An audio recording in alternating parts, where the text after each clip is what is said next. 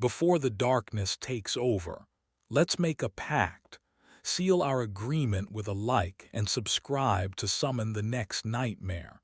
I have silenced the world for you. No interruptions after minute 15. Just you, the rain, and the story. In return, leave a sign of life. Tell me where you are watching from and what time it is in your world. Lock the door and let's begin.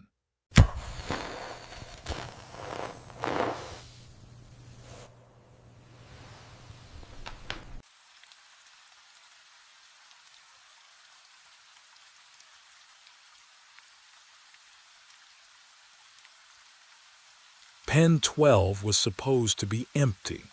I checked the manifest twice before starting rounds. The clipboard felt heavier than usual in my cold hands. Or maybe that was just the way the night pressed down on everything out here. 10:47. My boots echoed against concrete as I approached the pen, flashlight cutting through the dark, but something stood in the center. A cow, brown and white patches, completely still, just staring at me. I stopped. The air tasted wrong. Colder here than the other pens, and that didn't make sense. The facility's heating was uniform. I'd worked here 3 years. I knew every sound, every smell, every degree of temperature by heart. The cow didn't move, didn't shift weight or flick its tail. Its eyes caught my flashlight beam and reflected nothing. I glanced down at the manifest again.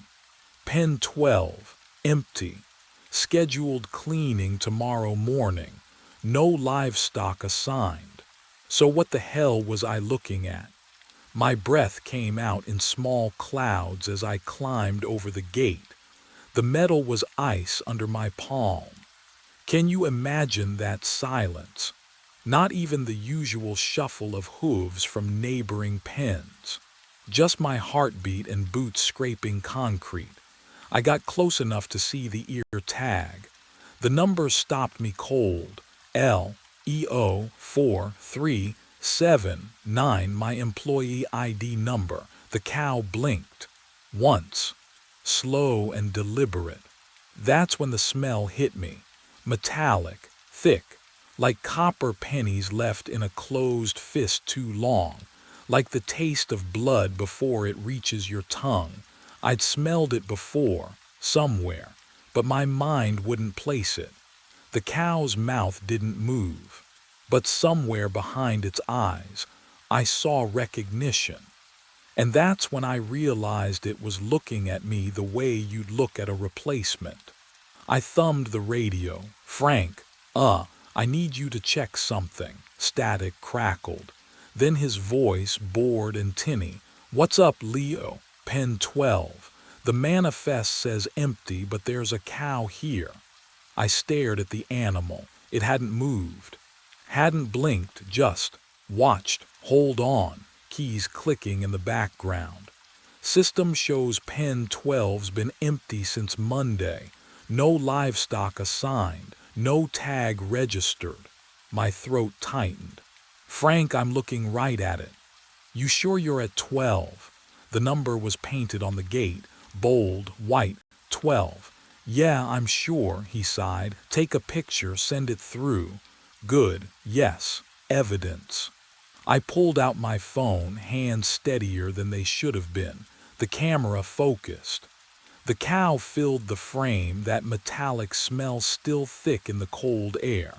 I snapped the photo. The screen showed bare concrete. I blinked, lowered the phone. The cow stood 3 feet away, massive and silent. Raised the phone again, empty pen, just gray floor and shadows. Leo, Frank's voice broke through the static. You send it. Yeah, it's, my voice felt distant. Have you ever doubted your own eyes? Wondered if your mind was betraying you? I clipped the radio, took a step forward. The cow didn't move, didn't react. I reached out slowly, my fingertips trembling as they met the hide. Cold, not cool, not damp from night air, cold as freezer meat, as something dead for days. I jerked my hand back, but the cold clung to my fingers, spreading up my wrist like frostbite. The cow's ear tag swayed slightly, my employee number catching the dim overhead light. And then, oh God, then its jaw moved. The jaw moved, and my voice came out. Not a moo, not animal sound, my voice. The same flat Midwest tone I'd heard on voicemails, the one Cheryl said always sounded tired. I've been standing here since March. I stumbled backward. My boot caught the pen rail. The cold metal bit through my jeans, but I barely felt it. The cow's mouth didn't sync with the words. They just emanated from its throat, from the air between us. I collapsed during rounds, it continued, each syllable slow and deliberate. Stroke, right here, right where you're standing now. My hand was still numb from touching its hide. I shoved it into my jacket pocket, squeezed my fingers into a fist. The warmth wouldn't return. 3 days before they found me. Have you ever heard your own voice say something you didn't speak? It's not like hearing a recording. That's just embarrassing, hearing how you really sound. This was violation. Someone wearing my vocal cords like a costume. I shook my head. No, this was. What? Exhaustion. Carbon monoxide from the truck. I'd skipped dinner. Low blood sugar. Something rational. Something fixable. But that metallic smell thickened in my nostrils. Copper and rot. The scent memory of the meat locker when the generator died last July. You're not real, I whispered. The cow blinked. Once, slowly, its massive head tilted, almost sympathetic. My radio crackled to life. Frank's voice cut through the static. Leo, you copy, finishing my rounds in the east wing. Heading your way, I grabbed the radio. Frank, stay on the line, I need, but the transmission ended. Just dead air and the hiss of an open channel. Footsteps, heavy boots on concrete. The familiar rhythm of Frank's Bowligate gate echoing from the corridor. Relief flooded my chest. Frank. Solid, practical Frank who'd worked here 20 years. He'd see this. Confirm I wasn't losing my mind. We'd call animal control, figure out how something this size got in, laugh about it next week over coffee. The footsteps grew louder. I turned toward the corridor entrance. Frank, over here, pen 12. You gotta see, Frank appeared under the overhead light. 58 years old, thermos in one hand, clipboard tucked under his arm. His breath fogged in the cold air. He walked right past me, not around me, past me. His eyes swept the pen, landed on the empty space where I stood, and continued moving. No recognition, no pause. Frank, I shouted. My voice bounced off the concrete walls. He kept walking, boots scuffing, humming something under his breath. Some old country song he always hummed. I lunged forward, reached for his shoulder. My hand passed through empty air. He was already 10 feet away, turning the corner toward the south pens. The radio crackled again. Frank's voice. East wing clear. Pen 12 clear, moving to loading docks. I stood there, radio hanging from my belt. My breath should have been fogging like his. It wasn't. I raised my hand to my mouth, exhaled hard, watched for the white vapor. Nothing. The cow watched me with patient, knowing eyes. And when it spoke again in my stolen voice, I finally understood why the air had grown so cold. The cow spoke again in my voice. Check your pulse. I pressed 2 fingers against my left wrist, pushed harder. The skin felt room temperature, no colder, like touching raw chicken from the back of the fridge. I shifted my grip, searching for the familiar throb beneath the surface. Nothing. I tried my neck, pressed until my fingertips ached or should have ached. The pressure registered as information, not sensation, like watching someone else get touched through a screen. No pulse, no heartbeat. I stood there in pen 12, fingers jammed against my carotid artery, and felt absolutely nothing moving inside me. Have you ever tried to find your own heartbeat and failed? The panic that floods through you, except I felt no flood. No adrenaline spike, just silence. The absence where my body's rhythm should have been. I exhaled hard, watching for fog. The cold air stayed clear. My chest rose and fell, habit, muscle memory, but nothing came out. I was breathing the way you move your legs in a dream, the motion without the function. Cheryl kissed me goodbye at 8:45. I remembered the warmth of her lips, the coffee smell on her breath. She'd adjusted my collar, her fingertips brushing my neck. Had she noticed then? Had my skin already felt wrong to her touch? I looked down at my left hand. My wedding ring hung loose on my finger, too loose. I'd worn that band for 19 years, snug enough to leave an indent. Now it twisted freely, the gold dull under the fluorescent lights. I pulled it off. It slid away with no resistance, and underneath, my finger showed no tan line at all. But the skin beneath looked thin, translucent. I could see the shape of bone through it like wax paper wrapped around wire. I stared at the bone beneath my skin, translucent as wax paper. Russell Payne. The cow's voice, my voice, broke through my paralysis. I looked up. Its dark eyes held something I recognized now. Resignation. That was my name, it said. Before pen 12. The metallic smell thickened. My stomach turned, though I couldn't feel hunger anymore. Couldn't feel much of anything except the cold radiating from the concrete beneath my boots. You had the stroke 20 minutes ago. The cow didn't blink.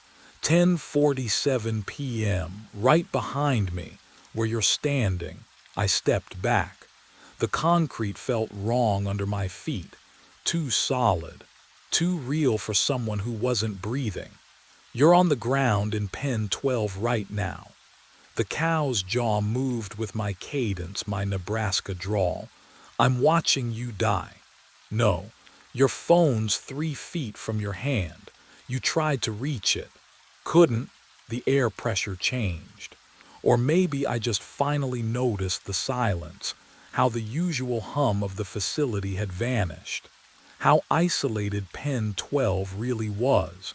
Can you imagine standing in a place where sound just stops? Tomorrow at dawn I'll be free. The cow shifted its weight. Hooves scraped concrete. You'll replace me. The words didn't make sense, couldn't make sense. That's not, my voice cracked. I'm standing here, I'm talking to you. For now, run. Every instinct screamed it.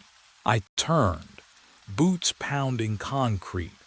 The exit corridor stretched ahead, fluorescent lights buzzing, the first sound I'd heard in minutes. My legs moved but felt distant, like borrowed limbs. Behind me, that metallic smell grew stronger, and ahead, oh God, ahead the corridor was turning back. The corridor opened back to pen 12. I stopped, gasped. My legs buckled beneath me, but I didn't fall. I just stood there swaying. The metallic smell wrapped around my throat like a fist. There, on the concrete, me.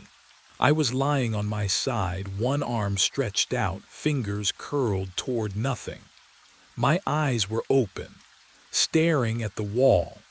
My mouth hung slack, a thin line of drool connecting my cheek to the floor. The phone lay 3 feet away, screen still glowing. 10:51 p.m. 4 minutes.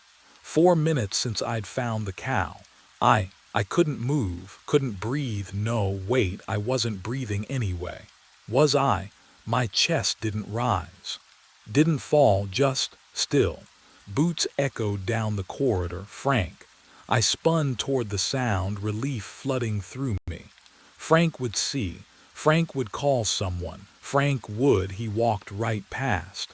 His flashlight beam swept across the pen, across my body, across my open eyes. He didn't pause, didn't slow.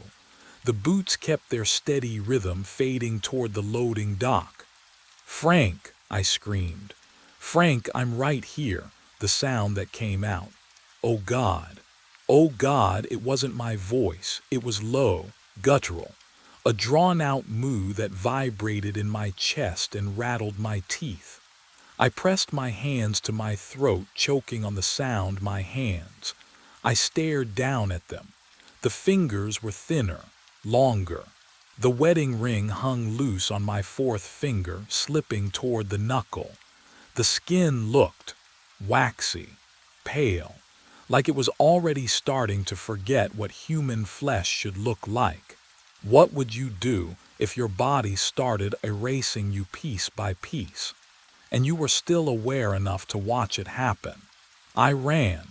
My boots hammered concrete, echoing off metal gates and empty pens. The exit corridor stretched ahead.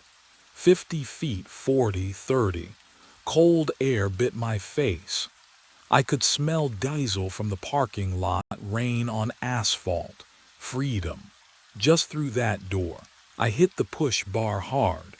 The door swung open, and I stumbled back into pen 12. Concrete walls, the metallic stench. Russell standing center, watching me with those flat cow eyes.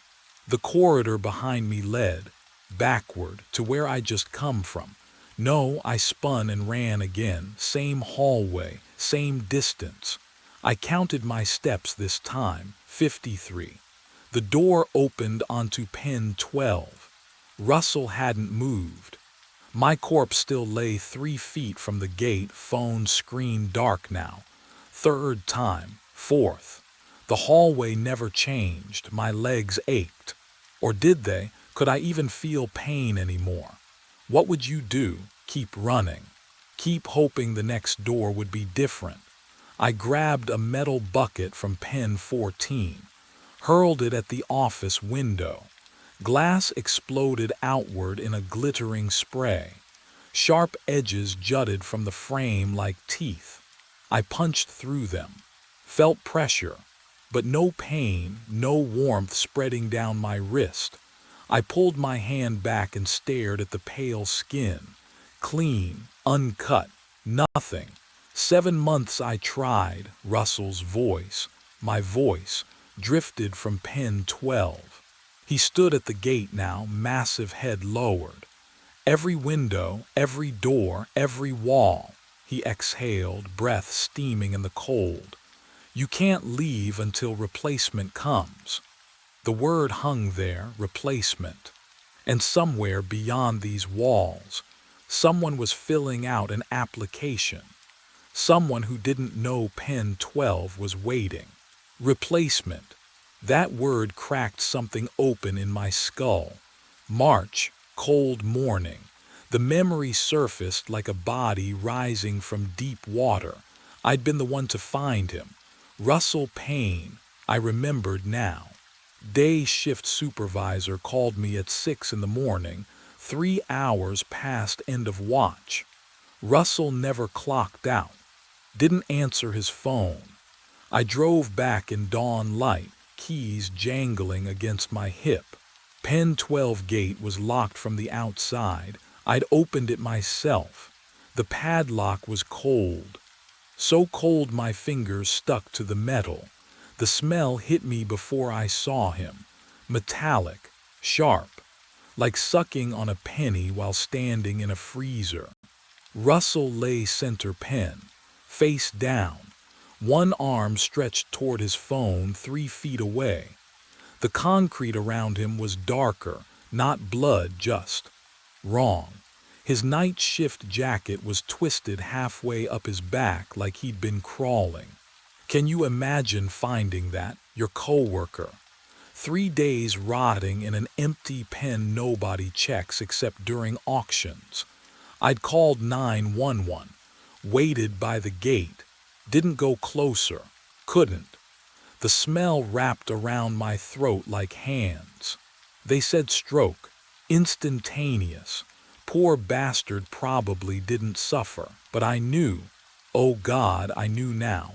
Russell had been standing there the whole time, watching me discover his corpse, watching the EMTS bag him, watching Frank update the schedule with position vacant. That metallic smell clung to my uniform for days. I pressed my wrist against my nose now, breathed deep. There it was, copper, decay. The scent of meat left too long in a locked pen. I smelled like death, because I was death. And 5 a.m. was only hours away. The clock above the office door read 4:53 a.m.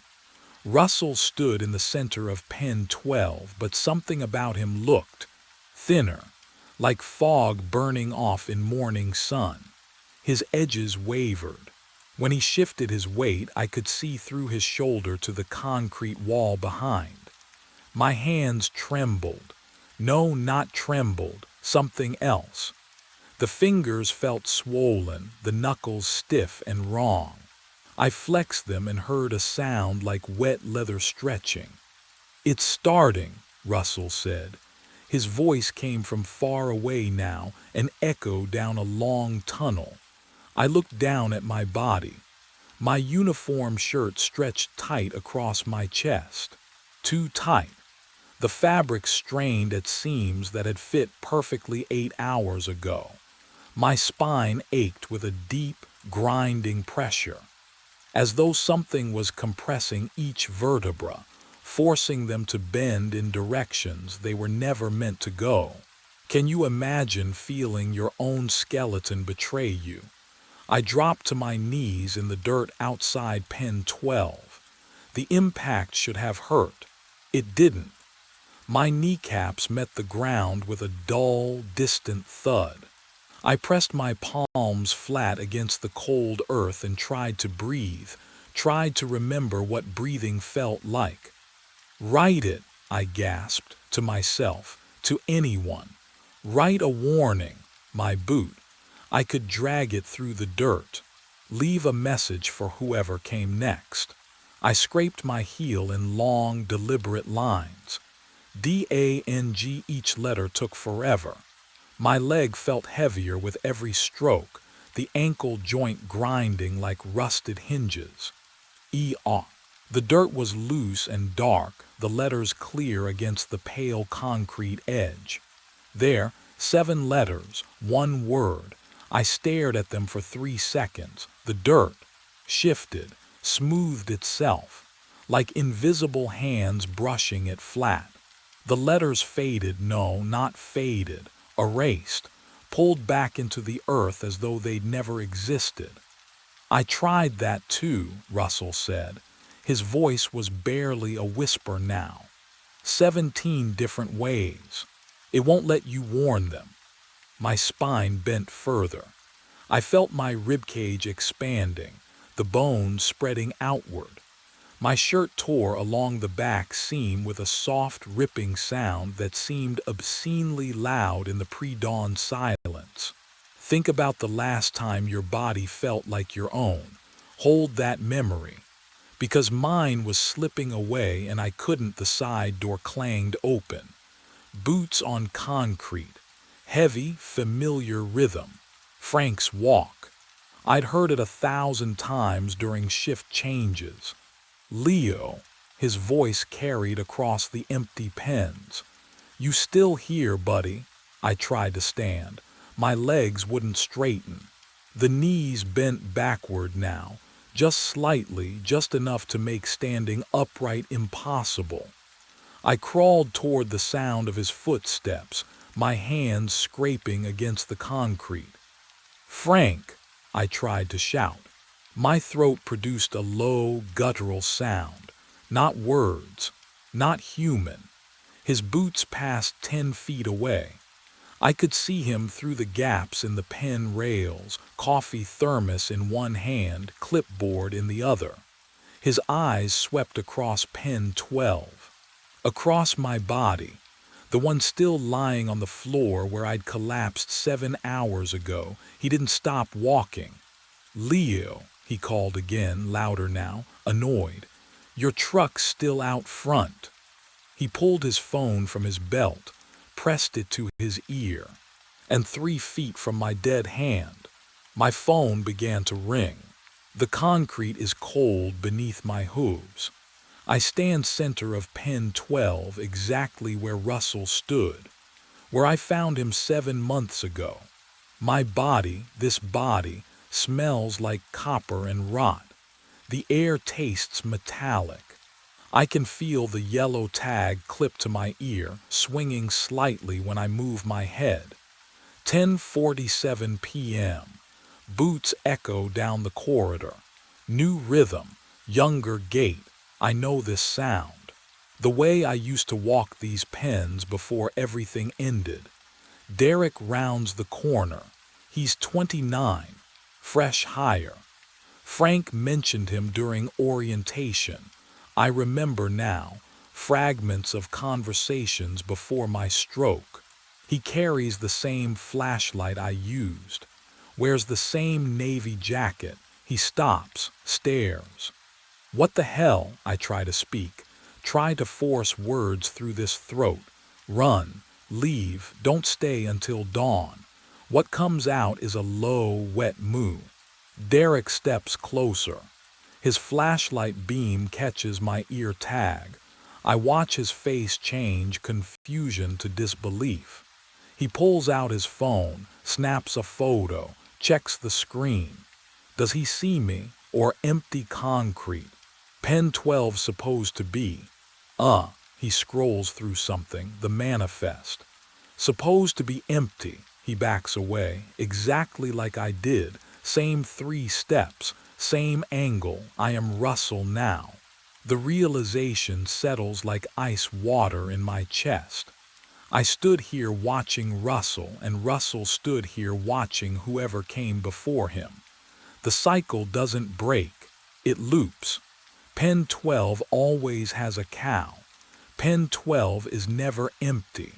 Derek's boots retreat down the corridor. I wait. In 7 months, he'll collapse during rounds.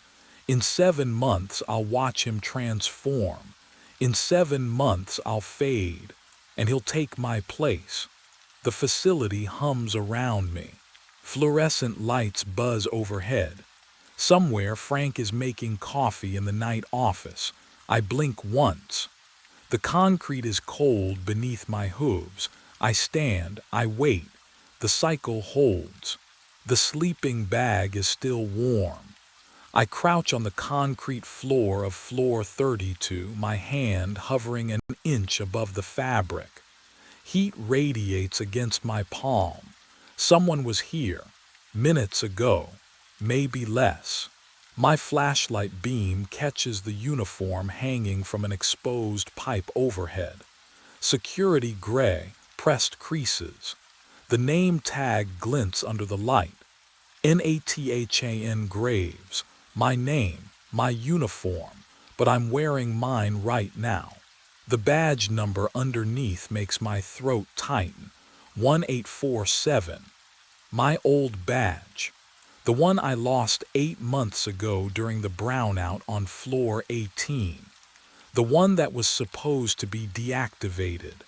I pull my tablet from my belt with shaking fingers. The checkpoint log glows in the darkness. 2:17 a.m.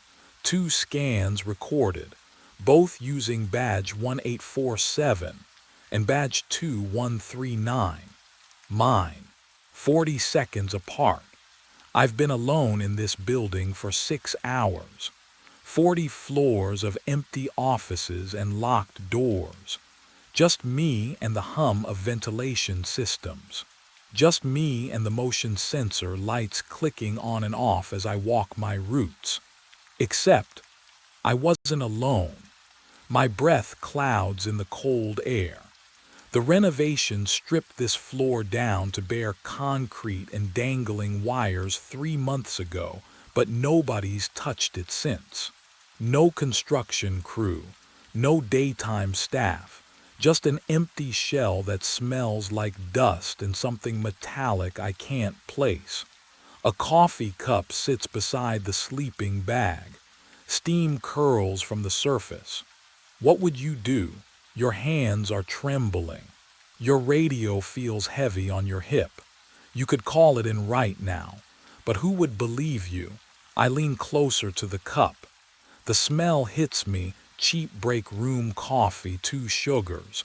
The way I take mine, then I hear it. Boot steps. Echoing in the stairwell, heavy, deliberate, climbing toward floor 32, climbing toward me. But what I didn't know yet was that whoever wore that uniform knew exactly when I'd find it. My mind keeps circling back to that first night, 2 weeks before I found the sleeping bag, before I understood what was happening. It was 2:17 a.m. when I reached floor 32. Just another checkpoint on another shift. The building stretched silent above and below me, 40 floors of empty offices and me the only living thing moving through them. I pressed my badge to the scanner. Beep. Then, beep again. I froze. The second tone came half a second after the first, like an echo that didn't quite match. My tablet vibrated in my hand. I glanced down at the log screen, expecting the usual single entry. 2 scans, both time-stamped, both showing my badge number. One at 2:17 a.m., one at 2:16 a.m. I stared at the screen. That wasn't possible. I'd been in the stairwell a minute ago, nowhere near the scanner. The renovation floor spread out before me, gutted concrete, exposed wiring, shadows pooling in every corner.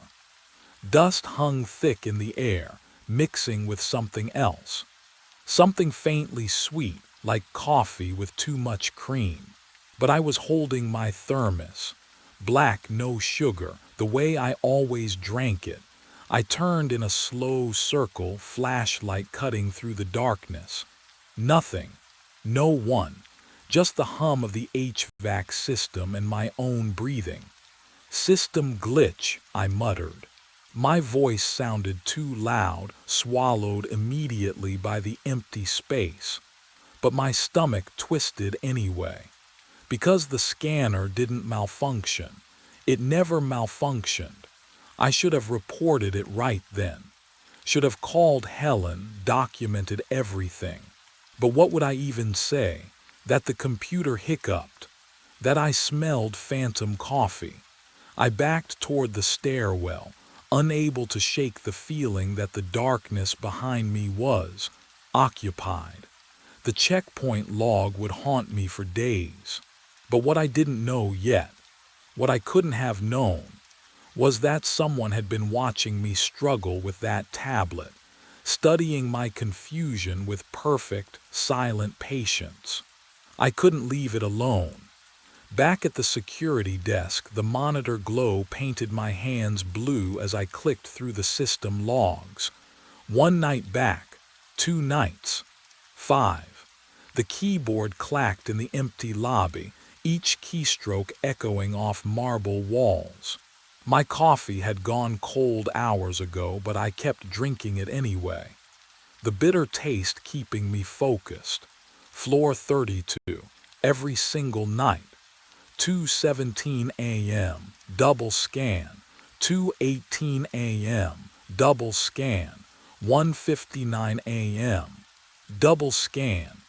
The timestamps varied by 30 seconds, sometimes 90, but always two scans. Both logged to badge number 2143, my badge, the one clipped to my belt right now. I printed the report. 8 pages of proof. The paper felt heavy in my hands, still warm from the printer, smelling like toner and something else. Something stale. Old air. Like the building itself was exhaling through the vents. Helen Price answered on the 4th ring. Nathan, it's 7 a.m. What? The system's showing double scans, floor 32, every night for over a week. Silence. Then a sigh. Software error. Happens during renovation phases. The crew's probably testing badge readers.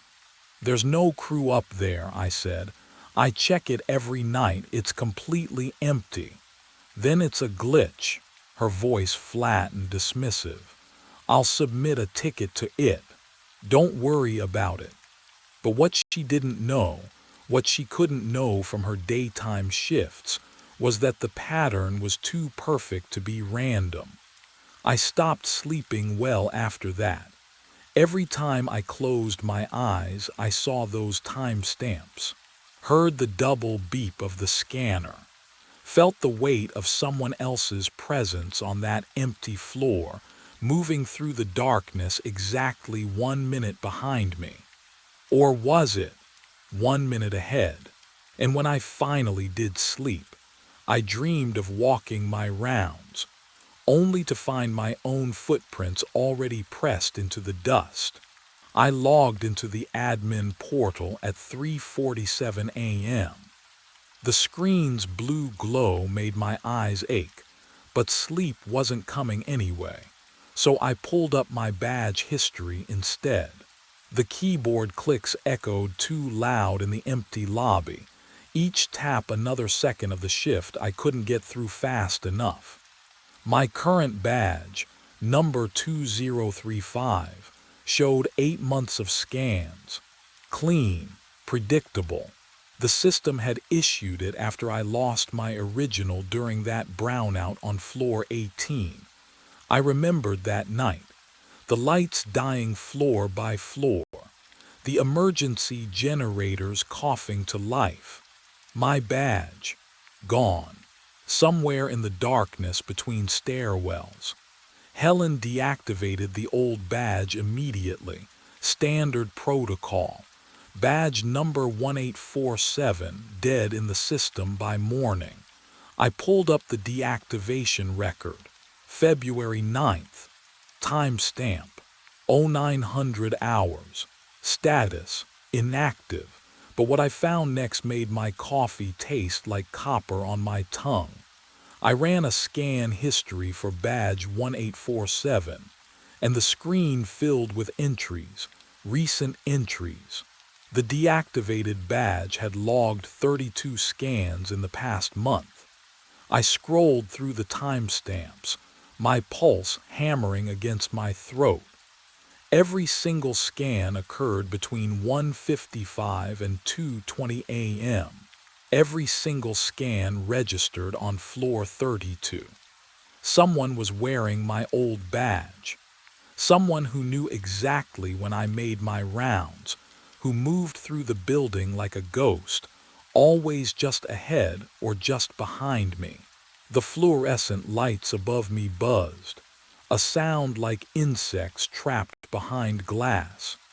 I clicked deeper into the logs, my hands shaking now, because I needed to see the pattern, needed to understand who was living in my shadow. And that's when I noticed the first scan from the deactivated badge. It appeared exactly 30 days ago.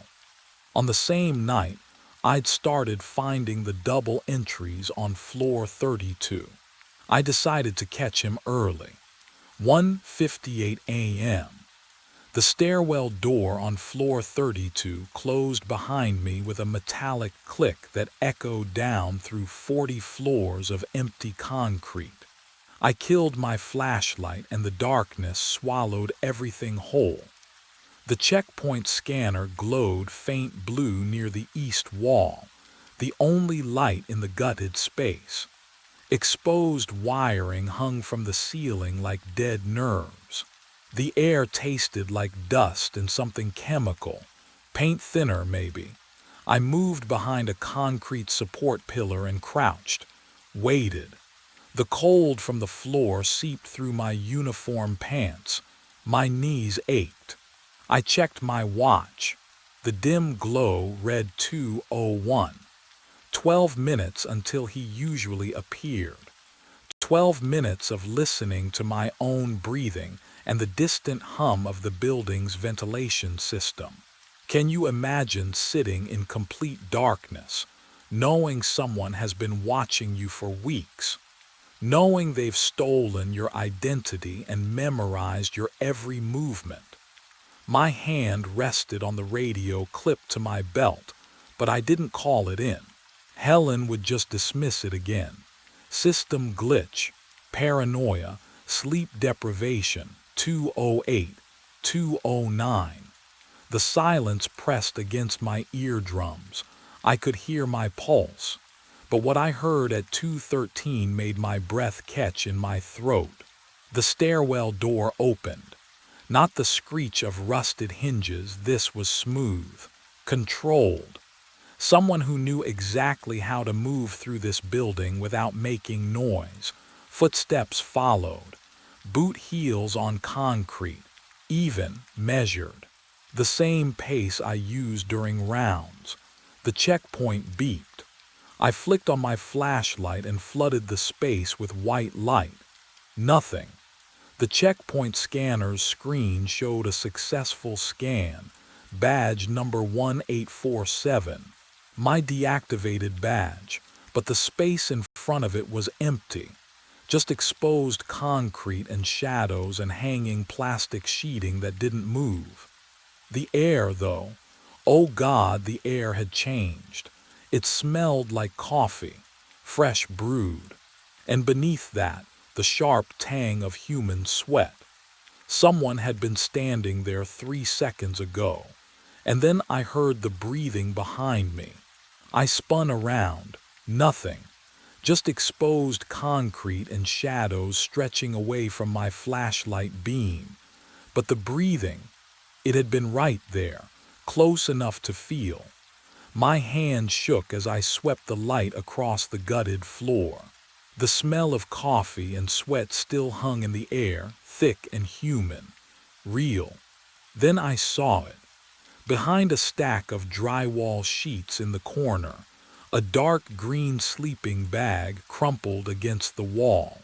My boots crunched over construction debris as I approached. The fabric was still warm when I crouched down and touched it. Not just warm, recently occupied.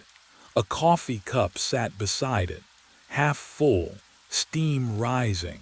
Can you imagine finding proof that someone's been sleeping 20 feet from where you stand? That they've been here for weeks, maybe months, and you never knew. I pulled back the sleeping bag. Underneath, energy drink cans, 6 of them, protein bar wrappers, a water bottle, and hanging from an exposed pipe above, a security uniform. My uniform. The name tag caught my flashlight beam. Nathan Graves. I leaned closer, throat tightening.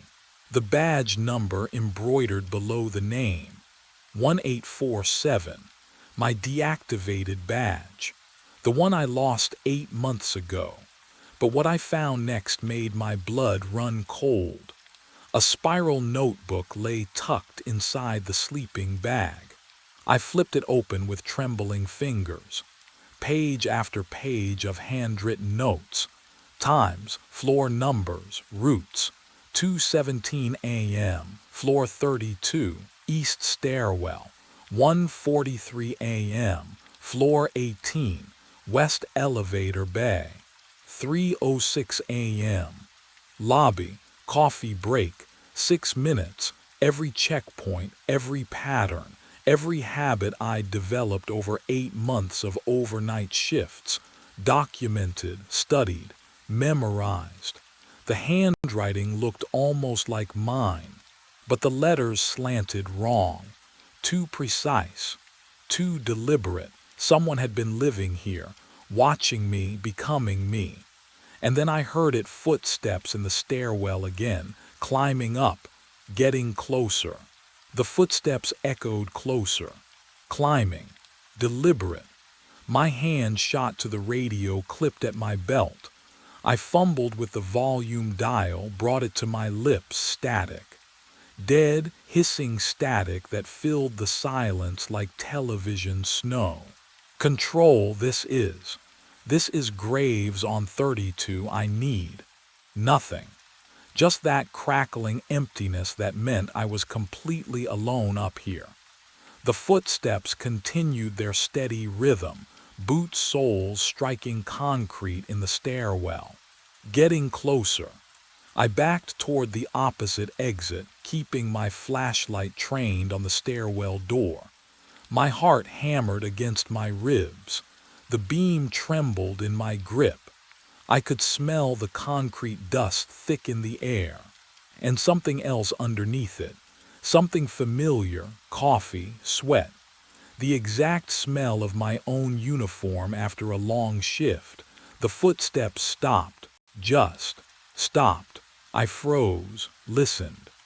The silence pressed against my eardrums like water pressure. Can you imagine that kind of quiet? When even your own breathing sounds like a scream. Then I saw it. A shadow stretched across the bare concrete wall beside the stairwell entrance, long and thin, cast by the motion sensor lights inside. Human-shaped, wearing the peaked cap of a security guard. The silhouette didn't move, but I could see the slight rise and fall of shoulders. Breathing. But what happened next made my blood turn to ice water. Nathan. The voice came from the stairwell. Calm, steady. It was my voice, not similar, not close. Exactly mine, the same timbre, the same slight rasp from too many years of cheap coffee and midnight shifts. I'd heard recordings of myself. I knew what I sounded like. This was identical. Nathan, I know you're there. The shadow on the wall shifted. A hand reached for the door handle. I ran. The door slammed behind me. Metal shrieked against concrete as I bolted down the corridor. My boots hammered against tile. Behind me, footsteps matching my rhythm, same weight, same pace. I didn't look back. Stairwell B. I threw myself through the door and took the steps 3 at a time. Cold air rushed up from below, carrying the smell of old dust and something else, something sharp, like sweat-soaked fabric left too long in darkness. The footsteps followed. Not faster, not slower, exactly my speed. Floor 28, 25. My lungs burned. I risked a glance at the landing window as I rounded the corner there. In the reflection, same height, same build, same uniform stretched across familiar shoulders, but the badge photo on his chest. It looked washed out, faded, like a photograph left too long in sunlight. Can you imagine seeing yourself like that? Wrong in ways you can't quite name. I hit the lobby at full sprint. The security desk monitors glowed ahead like a lifeline. I grabbed the chair, pulled up the surveillance system with shaking hands. Floor 32. Camera 14. I scrolled back through the footage. Tonight, yesterday, 3 days ago, my stomach dropped. The same 60-second loop, over and over. The empty checkpoint. The concrete pillar, identical in every frame, for 16 days straight. Someone had edited the recordings, but that meant they'd accessed the security system, had root credentials, had been watching me watch nothing while the monitor flickered. All 40 cameras cut to black simultaneously. Then one by one they blinked back on. Every screen showed the same image now. Floor 32, camera 14, live feed. A figure stood in front of the checkpoint, staring directly up at the camera, wearing my face. I ran. Down the fire exit, boots hammering concrete, breath tearing through my chest like broken glass. The parking garage. Underground. Thick walls. Somewhere I could think without 40 cameras broadcasting my terror. The auxiliary office door hung open. I threw myself inside and dragged the metal desk across the threshold. It screeched against the floor, a sound that made my teeth ache, but it held. I shoved a filing cabinet against it, then a chair. The air down here tasted like motor oil and concrete dust. My shirt clung to my back, soaked through with cold sweat. I could hear my pulse in my ears, that hollow thumping that drowns out everything else. The backup terminal sat in the corner, coated in dust. I jabbed the power button, waited, the fan whirred to life. I needed answers, the brownout, 8 months ago, the night I lost my badge. My fingers trembled over the keyboard as I navigated to archived footage. February 14th, floor 18, 1:43 a.m. The night the power died for 6 minutes and came back wrong. I found the file, clicked play. Grainy footage showed the 18th floor hallway. Emergency lights casting everything in sickly green. Then I appeared on screen, myself, moving toward the stairwell, flashlight beam cutting through darkness. I watched myself disappear through the door. The timestamp rolled forward. 1 minute, 2, 5. But what I saw next would crack open everything I thought I understood. At 1:52 a.m., the stairwell door opened again. Another figure stepped into the hallway wearing my uniform, my boots, my cap. I leaned closer to the screen, pulse roaring. The figure paused directly beneath camera 4. Slowly, so slowly, it tilted its head back, stared straight into the lens. The face, oh God, the face was mine, not similar, not close. Identical, every line, every angle. The same exhaustion carved into the features. The same 2-day stubble.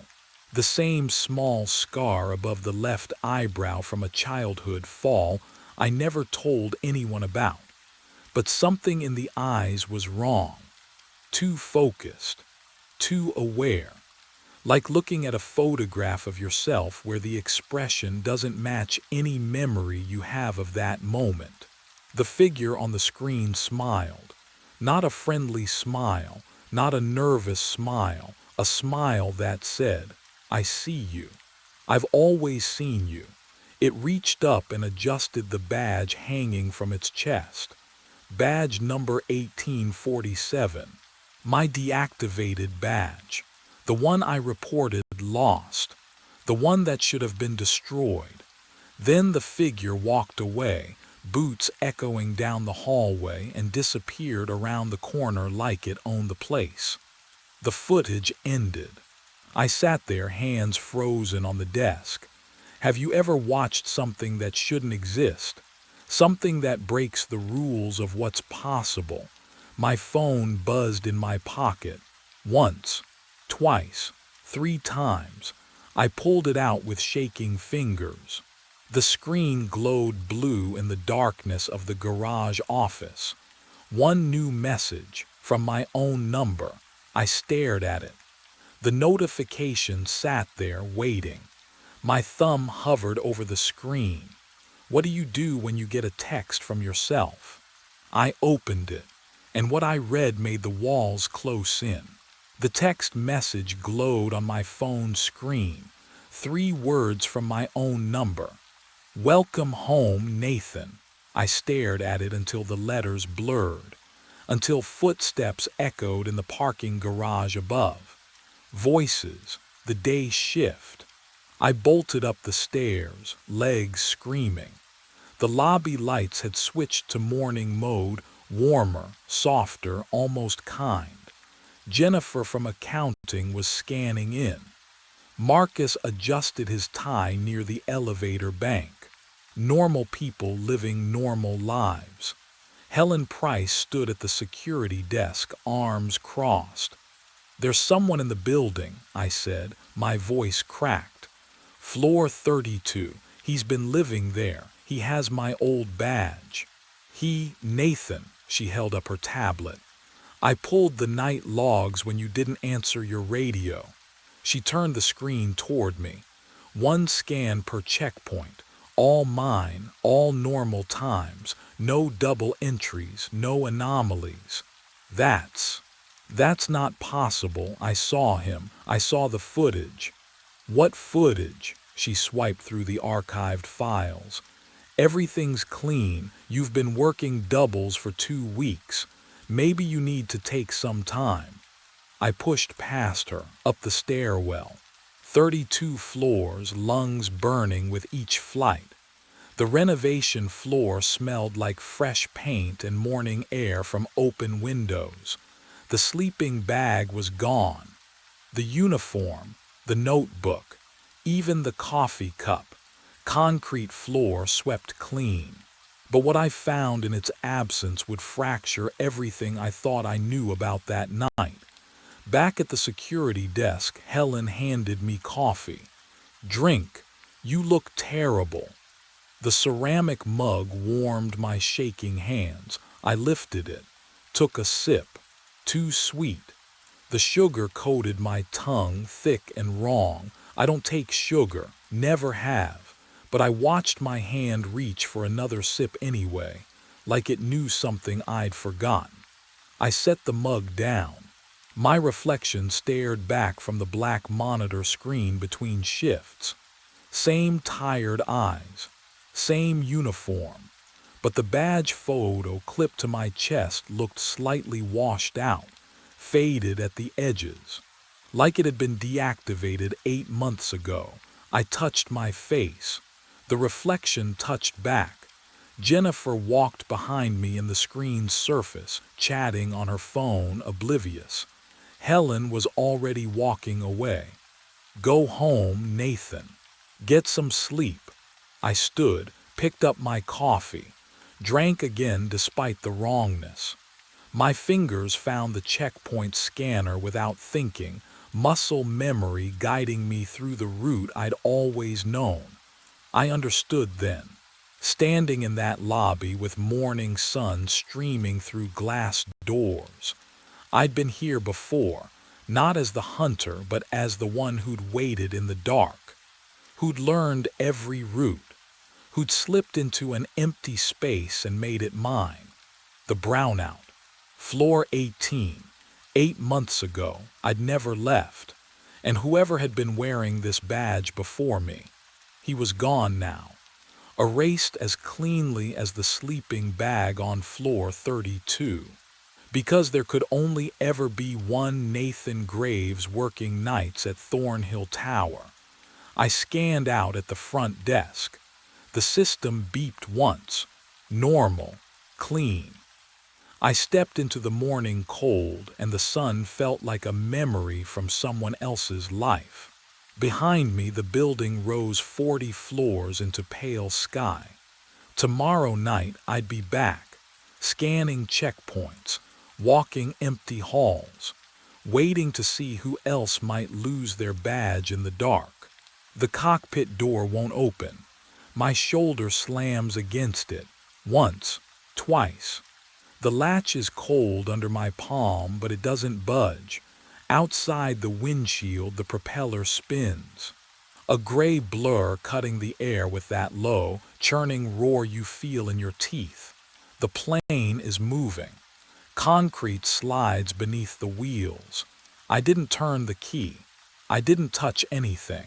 But the Cessna taxis forward like something's dragging it, smooth and inevitable, toward the sealed hangar door at the far end. The radio crackles. Cessna November 7734, cleared for takeoff. The voice is calm, professional, but there's something wrong with the cadence, like someone reading lines they've memorized but never understood. I yank the yoke back. Nothing. The throttle won't move. My hands are shaking now and I can smell it. That sharp bite of aviation fuel too strong, like it's seeping through the vents. Can you imagine that?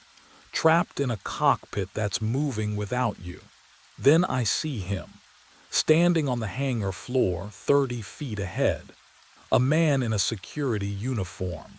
My uniform, same boots, same tired posture. He's watching the plane approach, watching me. And his face, oh God, it's my face. He doesn't move, doesn't flinch. Just stands there as the Cessna rolls toward him, propeller screaming now, and I'm shouting, but the sound dies in my throat because the hangar door. The massive steel door I've checked every night for months. It's gone. Just open sky, black and endless, and the plane keeps accelerating. But that's not where this started. 4 weeks earlier, none of this had started yet. My boots echoed across the hangar floor, steady, rhythmic, the same route I'd walked for 8 months. Chandler Regional at midnight was a graveyard for mothballed aircraft. Rows of them. Silent hulks under fluorescent lights that hummed like wasps trapped in glass. I checked my clipboard, tail numbers, registration dates, all accounted for, and then I saw it, Base 7. A Cessna I'd never logged before, single engine, white fuselage with a faded red stripe. The tail number caught the light, N-7734. I stopped, listened. The hangar was empty, it always was, but something felt wrong. The air smelled different. Not the usual dust and stale hydraulic fluid. This was sharper, metallic, like ozone before a storm. I approached slowly, touched the wing. Cold, real, solid metal beneath my palm. The landing gear sat flush on the concrete. No blocks, no chocks, as if someone had just parked it there. I radioed Alice Drucker, my supervisor. She answered on the 4th ring, voice thick with sleep. "There's a plane in Bay 7, I said. "Not in my log." "Cessna N-7734. Silence. Then a sigh. "Grant, we've talked about this. I'm looking at it right now. That registration crashed in 2017. Total loss." Her tone flattened. Professional, dismissive. "You need to take your medication." "Alice, I'm standing next to, document it in your report. We'll discuss this tomorrow." The line went dead. I turned back to the Cessna. My hand still rested on the wing. The metal was cold, but when I leaned closer to the engine cowling, I swear I felt warmth rising from beneath. I spent the next 48 hours searching. The laptop screen burned my eyes at 3 in the morning. I typed November 7734 into every aviation database I could access. The NTSB report loaded slow. Pixel by pixel, there it was. Cessna 172, registration N7734, total hull loss. August 9, 2017. No survivors. The room smelled like stale coffee and sweat. I read the report 3 times. 4. Pilot error. Controlled flight into terrain. Aircraft destroyed on impact. but I'd touched that plane 6 hours ago. Cold rivets, real rubber tires, the front door slammed. I flinched. You're still up. Sarah stood in the bedroom doorway, her duffel bag already packed. She wasn't asking. I need to figure this out. You need help, Grant. Her voice cracked, not with anger but exhaustion. You've been obsessing over a plane that doesn't exist. It does exist. I've seen it. I've touched it, measured it. I know. She zipped the bag. The sound cut through me like a blade. Alice was right. You're not. You're not okay. I wanted to explain, to make her understand. Instead, I watched her walk to the door. Sarah, she paused, didn't turn around. I can't watch you disappear again, she whispered. The door clicked shut. The apartment went silent except for the laptop's hum. I returned to the hangar records, personnel files, looking for anyone who might have seen what I'd seen. The previous night guard's folder sat thin in the cabinet, almost empty. Thomas Vega, employed 14 months, resigned abruptly last March. No exit interview, no forwarding address, just a single note in Alice's handwriting, refused to discuss reasons for departure. The ink smelled faintly of kerosene. I returned to the hangar at midnight. The Cessna waited in the same bay, silent under the fluorescent hum. I stood 10 feet away, flashlight trembling in my grip, and listened to my own breathing echo off concrete. The air smelled of dust and old hydraulic fluid, and something else, avgas, sharp and chemical, but the plane hadn't moved in days. I'd spent 7 years avoiding cockpits. After the 2017 incident, my trainee flight, my frozen hands on the yoke, the instructor screaming my name, I swore I'd never sit in one again. The guilt had carved a trench through my life deep enough to drown in. But this plane shouldn't exist. I approached slowly, boots scraping the floor too loud. The metal skin gleamed dull silver in my flashlight beam. I pressed my palm against the fuselage. Cold, then not. A faint warmth radiated through the aluminum like a body under a sheet. My hand jerked back. The cockpit door hung open. An invitation. What would you do? Walk away and let the mystery fester? Or climb inside and confront what shouldn't be real? I grabbed the door frame and pulled myself up. The seat leather creaked under my weight. The smell hit me immediately. Stale air, old vinyl, and beneath it something metallic. Copper. My chest tightened. The instrument panel stretched before me, gauges dark but intact. Then I saw the coordinates. They glowed faintly on the GPS unit already programmed. 33 degrees north, 111 west. I knew those numbers. Rural Arizona, middle of nowhere. The fuel gauge needle sat pinned at full. Impossible. Alice said this plane had been decommissioned. I reached forward and touched the engine cowling through the open window. Warm, not hot. Not cold. Warm, like it had been running an hour ago. My pulse hammered in my ears. I twisted in the seat, scanning the cockpit for, I don't know what, proof, explanation, anything. My flashlight beam swept across the co-pilot seat and stopped. A logbook, lying open, pages crisp and white.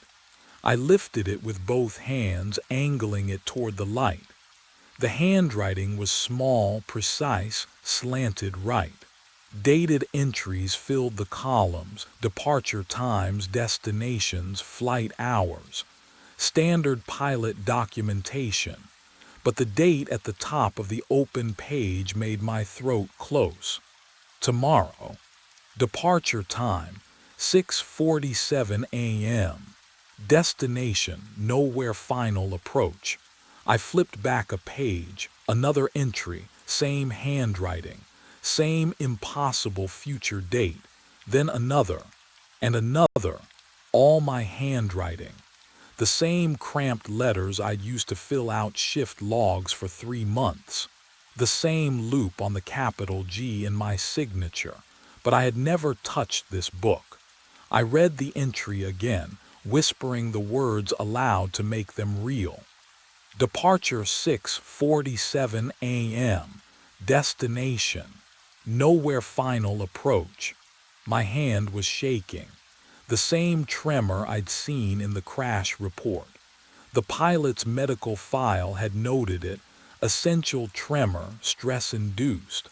I clenched my fist, but the shaking wouldn't stop. The hangar lights flickered once, twice. I looked up through the windscreen at the vast empty space beyond. The other mothballed aircraft sat in neat rows, silent and dead. But N7734 hummed, not with sound, with presence, with warmth, with waiting. The logbook entry stared up at me, ink dark and fresh. 6:47 a.m. tomorrow, and I had no idea what would happen when that moment arrived. I stayed away for 22 hours. The logbook entries haunted me through my apartment walls, my shift at the gas station, the 3 cups of coffee I couldn't finish. My handwriting, tomorrow's date, 6:47 a.m. So I returned. The hangar swallowed me at midnight, fluorescent lights buzzing overhead like dying insects. N-7734 waited in the same position, propeller blades gleaming dull silver under the industrial glare. I checked my watch, 12:03 a.m., hours to go before the logbook's prophecy. I circled the Cessna twice, boots echoing on concrete. The fuselage still radiated warmth, unnatural, like skin holding fever. I pressed my palm flat against the metal. My hand came away smelling of aviation fuel and something else, burnt copper maybe, or old pennies left in rain. The cockpit door hung open, inviting. I climbed inside, settled into the pilot seat. The coordinates still glowed on the nav screen, numbers I didn't recognize. The logbook lay exactly where I'd left it, still open to tomorrow's entry. My signature at the bottom, neat and careful. I would wait. I would see what 6:47 brought.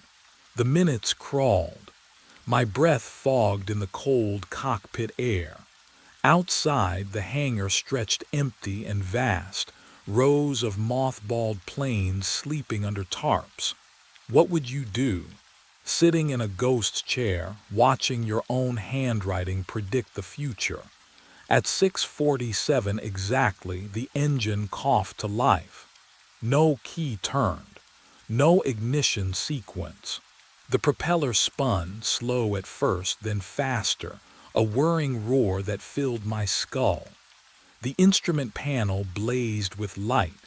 Radio static crackled, sharp and insistent. Oh, no, no, no, no. I lunged for the door, jammed. I slammed my shoulder against it once, twice, and it gave way. I fell onto the concrete, scrambled backward on my palms. The Cessna hummed, alive and waiting. I ran, through the hangar, past silent aircraft, into the security office. I slammed the door, gasping, and grabbed the desk to steady myself. The clock on the wall read 12:03 a.m. I stared, checked my watch. Same time, exactly the same.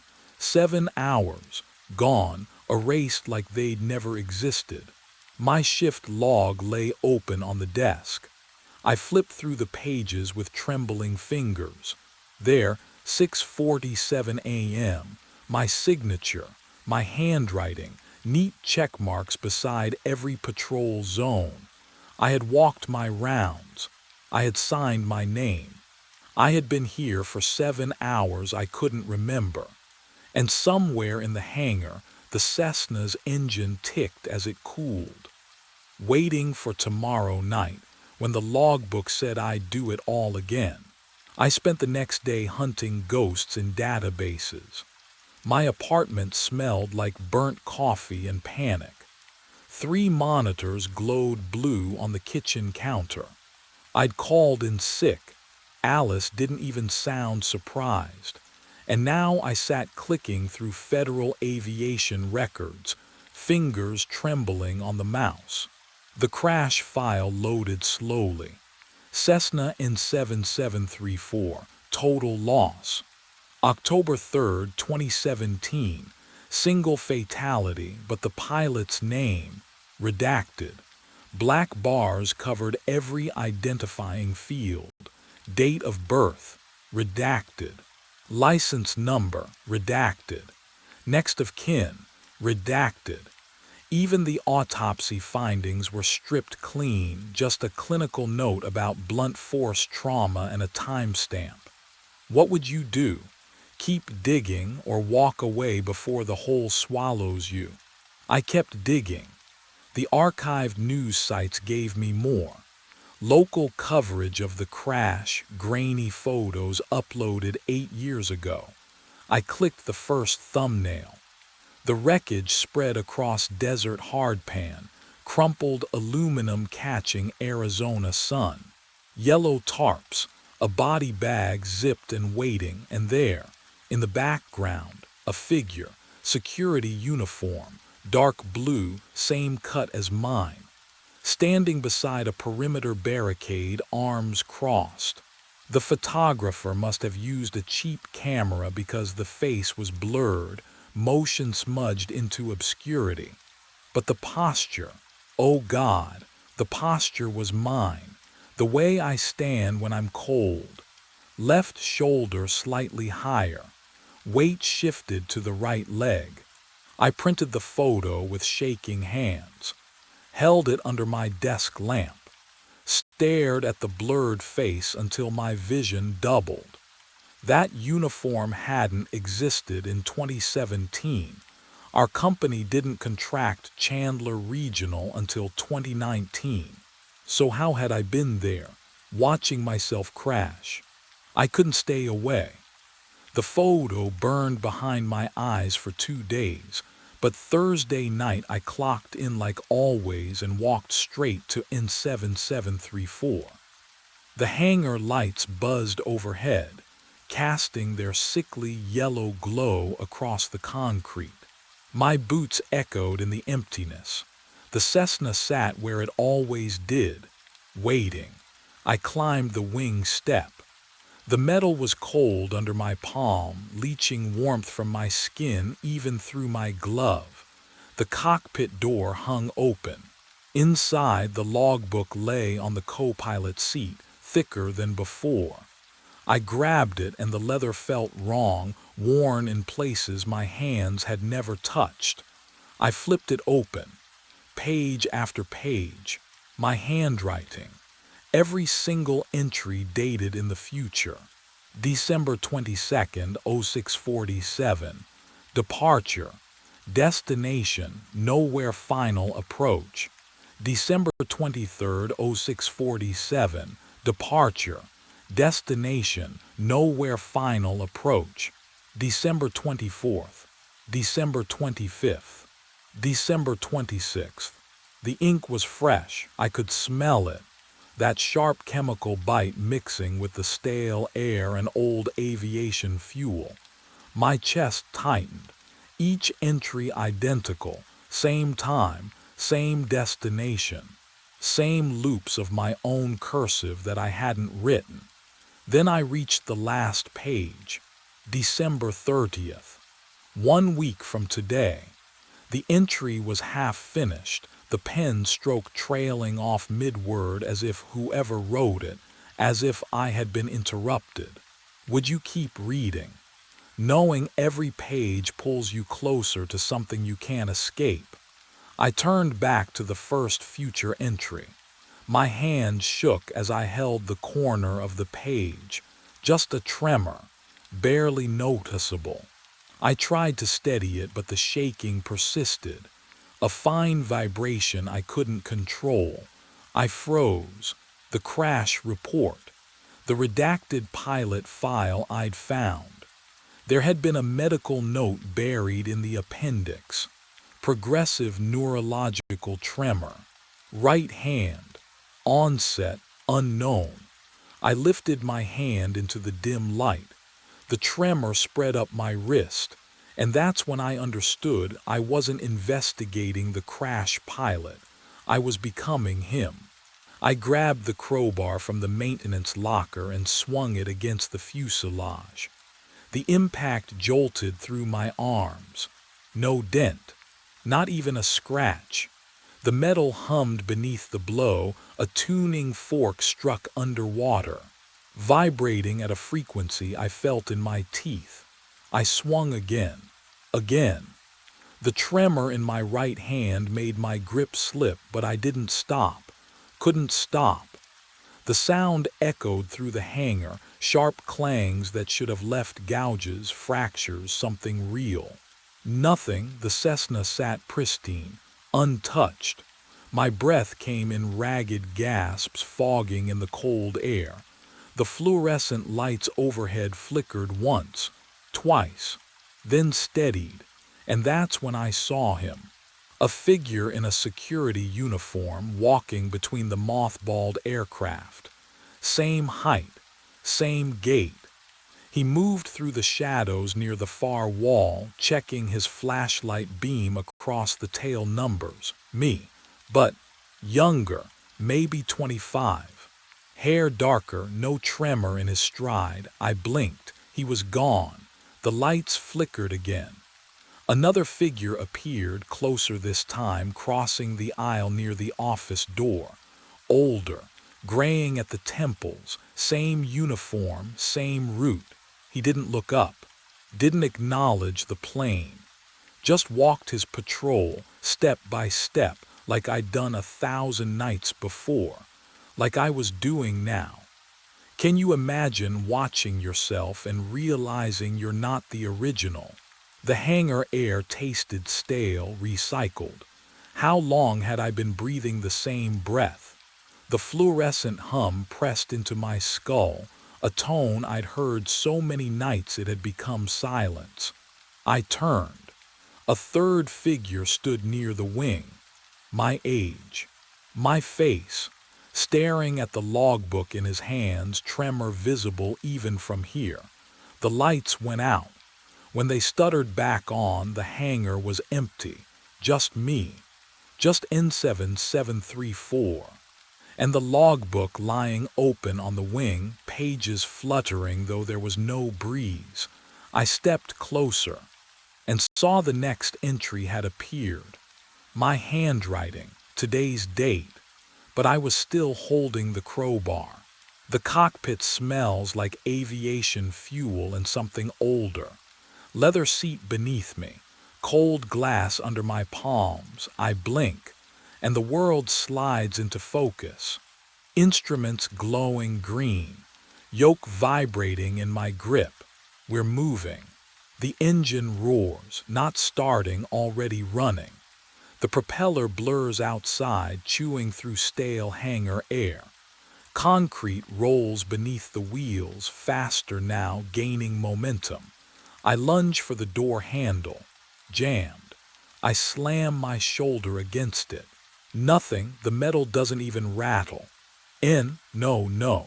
My breath fogs the windshield. I wipe it clear and freeze. He's standing on the hangar floor, me. Same uniform, same posture, arms at his sides. Watching, not moving, not shouting. Just watching as the plane taxis past him. His face is mine, but emptier. A photograph left too long in the sun. Can you imagine seeing yourself like that?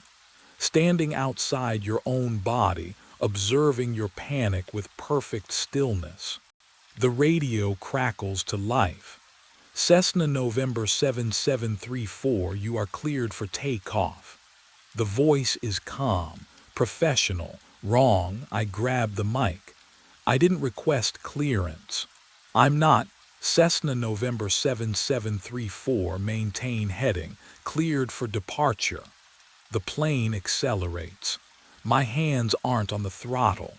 The yoke pulls forward on its own. Ahead, the sealed hangar door looms. Corrugated metal. No gap, no opening, but as we rush toward it, the door isn't there anymore, just sky, endless, black, and the radio voice. I finally recognize it now. The cadence, the tremor buried under the calm, it's mine. But whose voice am I hearing it with? I grip the yoke. My hands lock around cold metal. The vibration travels up my forearms. Steady, rhythmic, alive. The engine roar swallows all thought. The Cessna accelerates toward where the hangar door should be, toward nothing but black sky and stars that shouldn't exist indoors. The navigation panel flashes. Coordinates appear in green phosphorescent light. Numbers I recognize instantly. 08-17-1983, my birth date, but inverted, backwards. The month and day switched, the year counting down instead of forward. The radio crackles. That voice again, my voice, speaks clearance protocols I've never learned. Every syllable matches the rhythm of my own breathing. I feel my lips move in time with the transmission, though I make no sound. Oh God, I am speaking, I am listening, both at once. The man on the tarmac, the one watching me with empty eyes, he isn't a doppelganger, he's the next loop. Or the last one, or all of them compressed into a single witness who never leaves. The coordinates invert again. Flash faster, my birth, my death. The crash date from 2017. Thomas Vega's resignation. Tonight, tomorrow. All the same moment folded into itself. The loop doesn't repeat. It tightens. The sky swallows the nose of the plane. Cold rushes through invisible seams in the cockpit. Air that tastes like jet fuel and concrete dust and something older. The hangar stretches behind me, already fading, already resetting. The propeller spins into stars that aren't stars. I see the empty floor below, but I'm also standing on it, staring up, waiting for my next shift to begin. I'll find the Cessna again. I'll report it. I'll climb inside. I have always been here. The darkness folds around the wings. The hangar is empty now. The logbook lies open on the metal desk. Tomorrow's date, my handwriting. Departure 6:47. Destination nowhere. Final approach, always. The light appeared where no light should be. I pressed the cold binoculars against my face, hands trembling despite the calm I tried to project. 7,200 feet up in Pinnacle Watch, surrounded by nothing but wind and pine and someone. Something was burning below in the unmapped valley. No permits issued. I checked twice. My breath fogged the glass. I lowered the binoculars and reached for the radio, the static crackling to life before I even pressed the button. Base, this is Pinnacle, you copy. The response came after 3 seconds too long. Dale's voice, familiar but stretched thin across the distance. Copy, Pinnacle, what have you got? Light source in the Western Valley. Grid reference. I fumbled for my map, the paper rustling loud in the silence. November 7-8, no permit on file. November 7-8, Dale's voice crackled. We'll hike down at first light, probably kids. You know how it is. I did know. And yet, copy that, I said. The line went dead. I set the radio down and returned to the window, pressing my palm against the glass. The cold bit through my skin, sharp and clarifying. The light still flickered below, steady as a heartbeat. Too steady. Campfires wavered, danced. This burned with mechanical precision. Dawn came slow. I watched the search party descend through my binoculars, Dale's orange pack, two younger rangers trailing behind. They moved through the old growth like ants swallowed by shadow and distance. 4 hours down, 4 hours searching, 4 hours of nothing. No trace, Dale radioed up at noon. No ash, no tracks. You sure about the coordinates? I was sure. That night I didn't sleep. I stood at the window, scanning the valley with eyes that burned from exhaustion. The darkness pressed close, thick and patient. And then, oh, there it was again. Same location. Same impossible light, burning where nothing should burn. What would you do if the world insisted you were wrong? But your eyes kept showing you the truth. The second night, the light appeared at exactly 9:47. I logged it, kept my eyes locked on that steady glow in the western valley while the radio hissed beside me. White noise, static washing through the cabin like tide. Then the light flickered, and the static spiked, a sharp burst of interference that made me wince. The light steadied. The static dropped back to baseline. Coincidence. Had to be. But the third night, 9:47 again, the pattern repeated. Flicker, static surge. My pulse kicked up. I adjusted the squelch dial, trying to filter the interference, but the correlation held. Every time that light pulsed in the valley below, my radio choked on noise. Something down there was bleeding into my frequency. I needed to think about something else. Anything else. My wallet sat on the desk, worn leather creased from years in my back pocket. I flipped it open to the photograph tucked behind the clear plastic sleeve. Eleanor. Taken 2 summers ago at Rattlesnake Ledge, before the divorce papers, before the silence that replaced our conversations. She was smiling in the photo. I remembered that smile, but now, oh, her head was angled wrong, tilted slightly left when it should have been straight. Her eyes looked past the camera instead of into it. I blinked hard, rubbed my face with both hands. The photo hadn't changed. Photos don't change.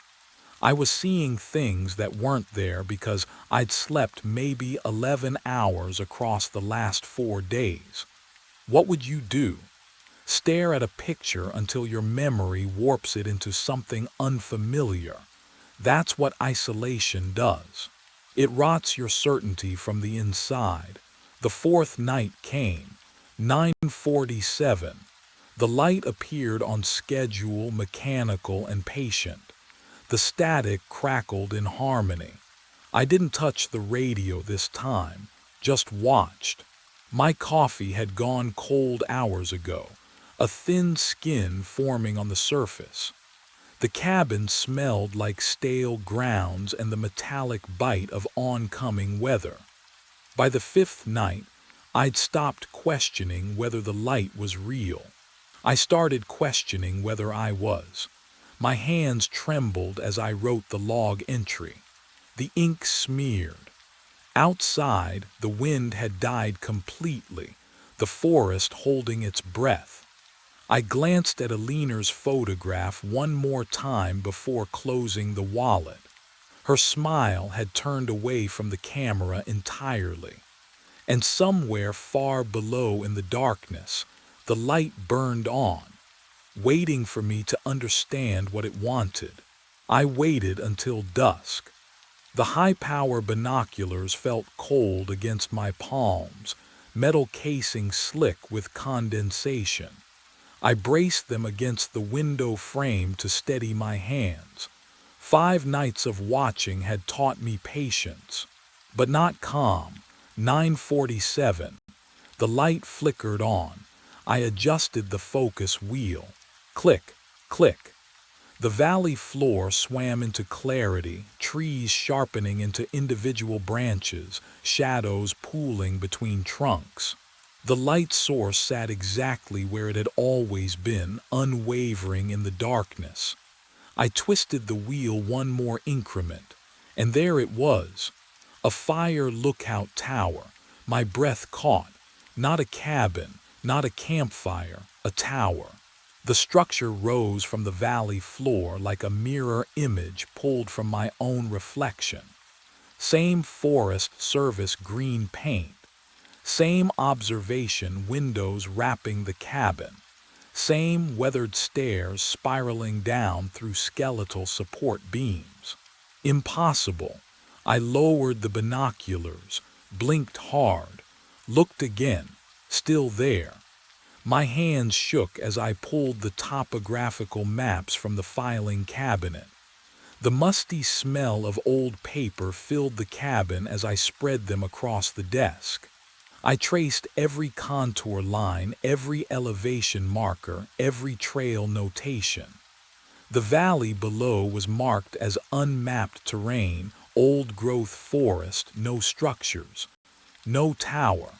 I checked the construction logs, maintenance records, radio frequencies assigned to Forest Service stations within 50 miles. Nothing. No permits. No reports. No mention of a second lookout in this sector.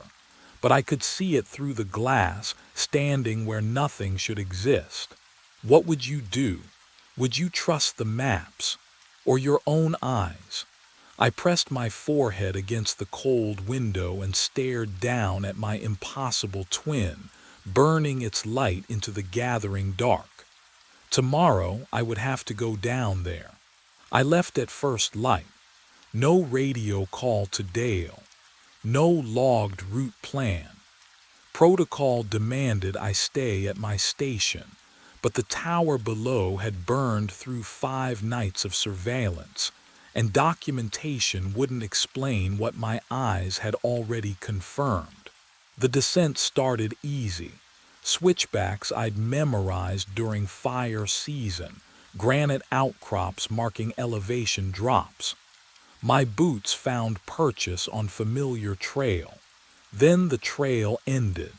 I pushed into old growth where no path existed, and the forest swallowed sound like water absorbing ink. My breathing should have echoed. It didn't. The snap of a branch under my weight produced only muffled pressure against my eardrums, as if the air itself had thickened into something that refused to carry vibration. Fog clung to the undergrowth, cold and stationary, defying even the slight morning breeze that should have moved through these elevation bands. The temperature dropped with each step, not the gradual cooling of descending altitude, but sudden, localized cold that raised goosebumps along my forearms despite my jacket. I tasted metal on my tongue, copper and ozone, the flavor of old batteries corroding in a drawer. Would you keep walking, knowing something fundamental had shifted, that the forest no longer obeyed the rules you'd learned across 5 years of rangering? I kept walking. 4 hours dissolved into timeless trudging. My watch hands seemed to stutter between minute marks. The compass needle drifted lazily, never quite settling on magnetic north. But the tower grew closer with each labored step, rising through the canopy like a monument to my own deteriorating certainty. Then I stood at its base, neck craned upward and my breath caught. The The structure mirrored my station exactly. Same weathered planks, same Forest Service green paint faded to sage along the southern exposure. Same rusted hinges on the observation shutters. But the wood grain, oh, the wood grain ran backwards. Every knot, every crack, every age ring flowed in perfect reverse of what physics allowed. The stairs waited. 63 steps. I knew the count without climbing because I climbed 63 steps every day to reach my own cabin. My hand gripped the railing, ice cold despite the morning sun now filtering through fog, and the wood groaned under my weight. Creak, creak, creak. Each step sang with sound the forest had refused to carry. The wrongness of it prickled across my scalp. Noise existed only here, only on this structure, as if the tower claimed exclusive rights to vibration in this dead valley. 50 steps, 55, 60. The cabin door stood slightly ajar, and through the gap I saw the corner of a desk I recognized. But from inside that sliver of darkness, something else waited. The faint scent of coffee I'd brewed 4 hours ago, 1,500 vertical feet above me, in a tower that should have been the only one for 20 miles. I reached for the door and heard breathing that wasn't mine. I pushed the door open. The breathing stopped.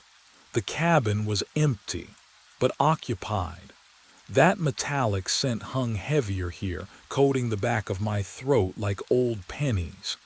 Every object sat exactly where mine did, 7,000 feet above.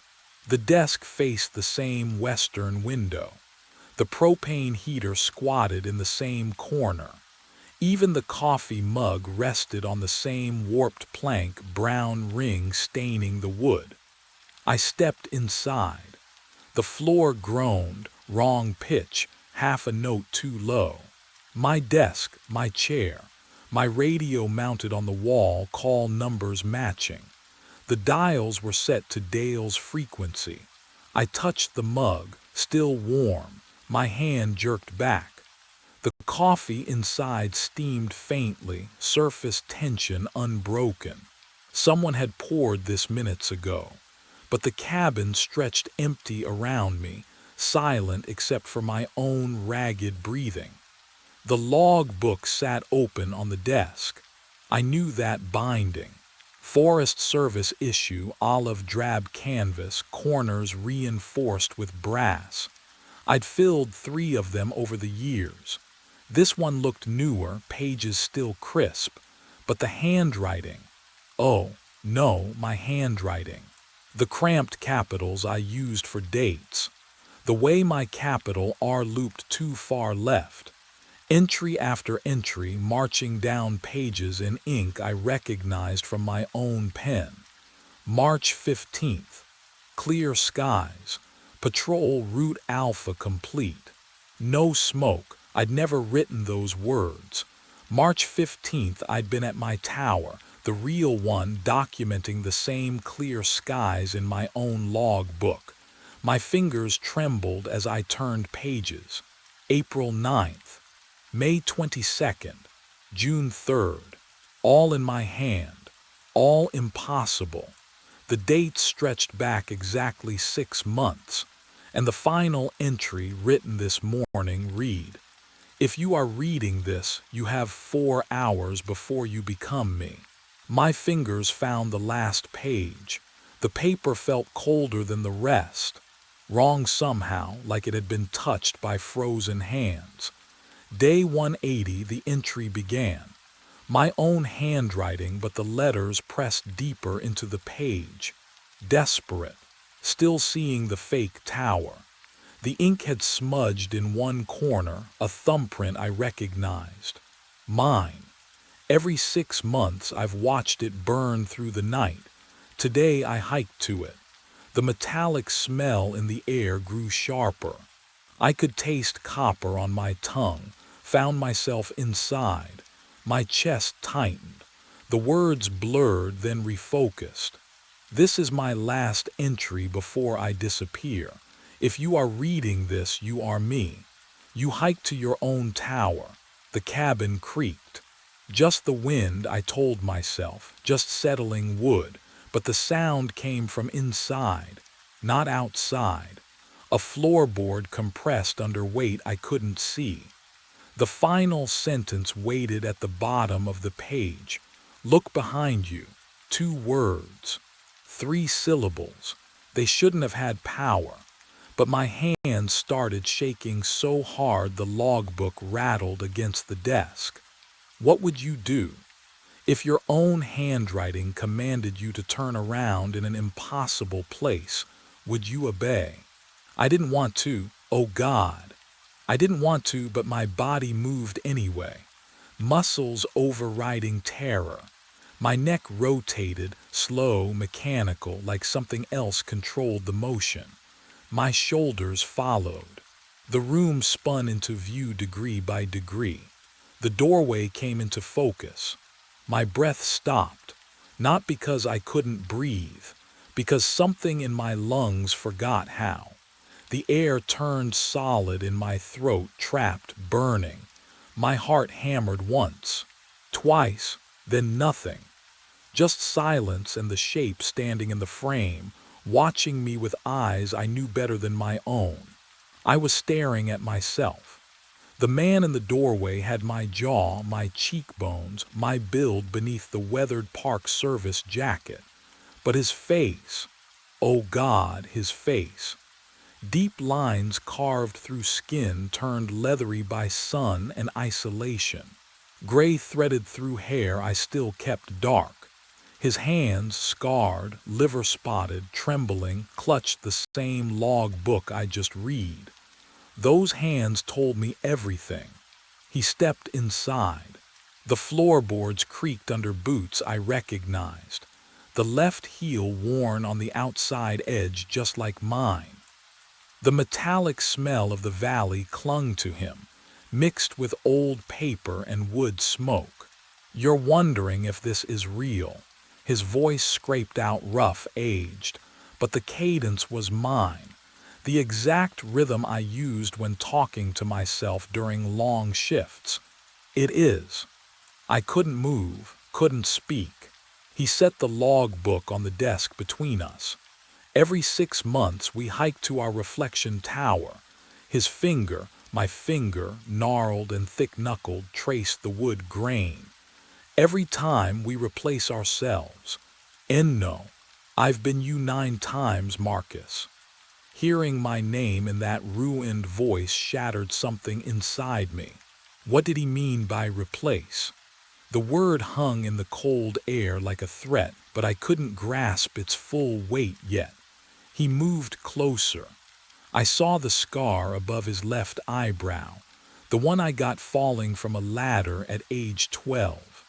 Another on his knuckle from Eliner's broken coffee mug during our last fight. Every mark was mine. Tonight, he reached toward me, and the lamplight caught the deep exhaustion in eyes I'd seen in mirrors for 34 years. Tonight you become me. The room tilted. I looked down at my hands and felt the first cold prickle of change crawling beneath my skin. He extends the log book toward me, and I take it. The leather cover feels cold, too cold. Wrong temperature for skin contact, like holding something that's been buried underground. My fingers close around it. Oh no. The hands gripping the spine aren't mine. They can't be mine. Liver spots bloom across the knuckles like bruises spreading under time-lapse photography.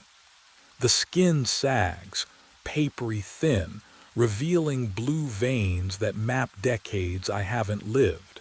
A scar cuts across my left thumb, white and ancient. I got that scar. When? I remember now, splitting kindling, February, years ago, but it happened yesterday. My breath comes shallow, fast. I force myself to look at my arms. The flannel sleeves pull back, revealing forearms corded with muscle gone stringy, spotted with age, marked with scars I recognize. The burn from the propane stove, the gash from barbed wire on the trail to Cascade Pass. All mine, all impossible. What would you do? I whisper to the empty air. Would you scream? Would you check again, desperate, praying your eyes lied? I look up, searching for his face, for my face, for answers. The doorway is empty, just the dark rectangle of the frame. The threshold worn smooth, the hinges silent. He's gone. But I didn't hear him leave. Didn't hear the floor creak. Didn't hear breathing stop or footsteps begin. Then a stair groans below me. The third step from the top. I know its voice. I've climbed those stairs 1,000 times, learned which boards sing and which stay silent. Another creak. Fifth step. Descending in the measured rhythm of someone who knows the tower's skeleton as well as his own. I lunge toward the window. My joints ache. When did that start? My knees crack as I move, sounds I've never made, sounds that belong to my father, not me.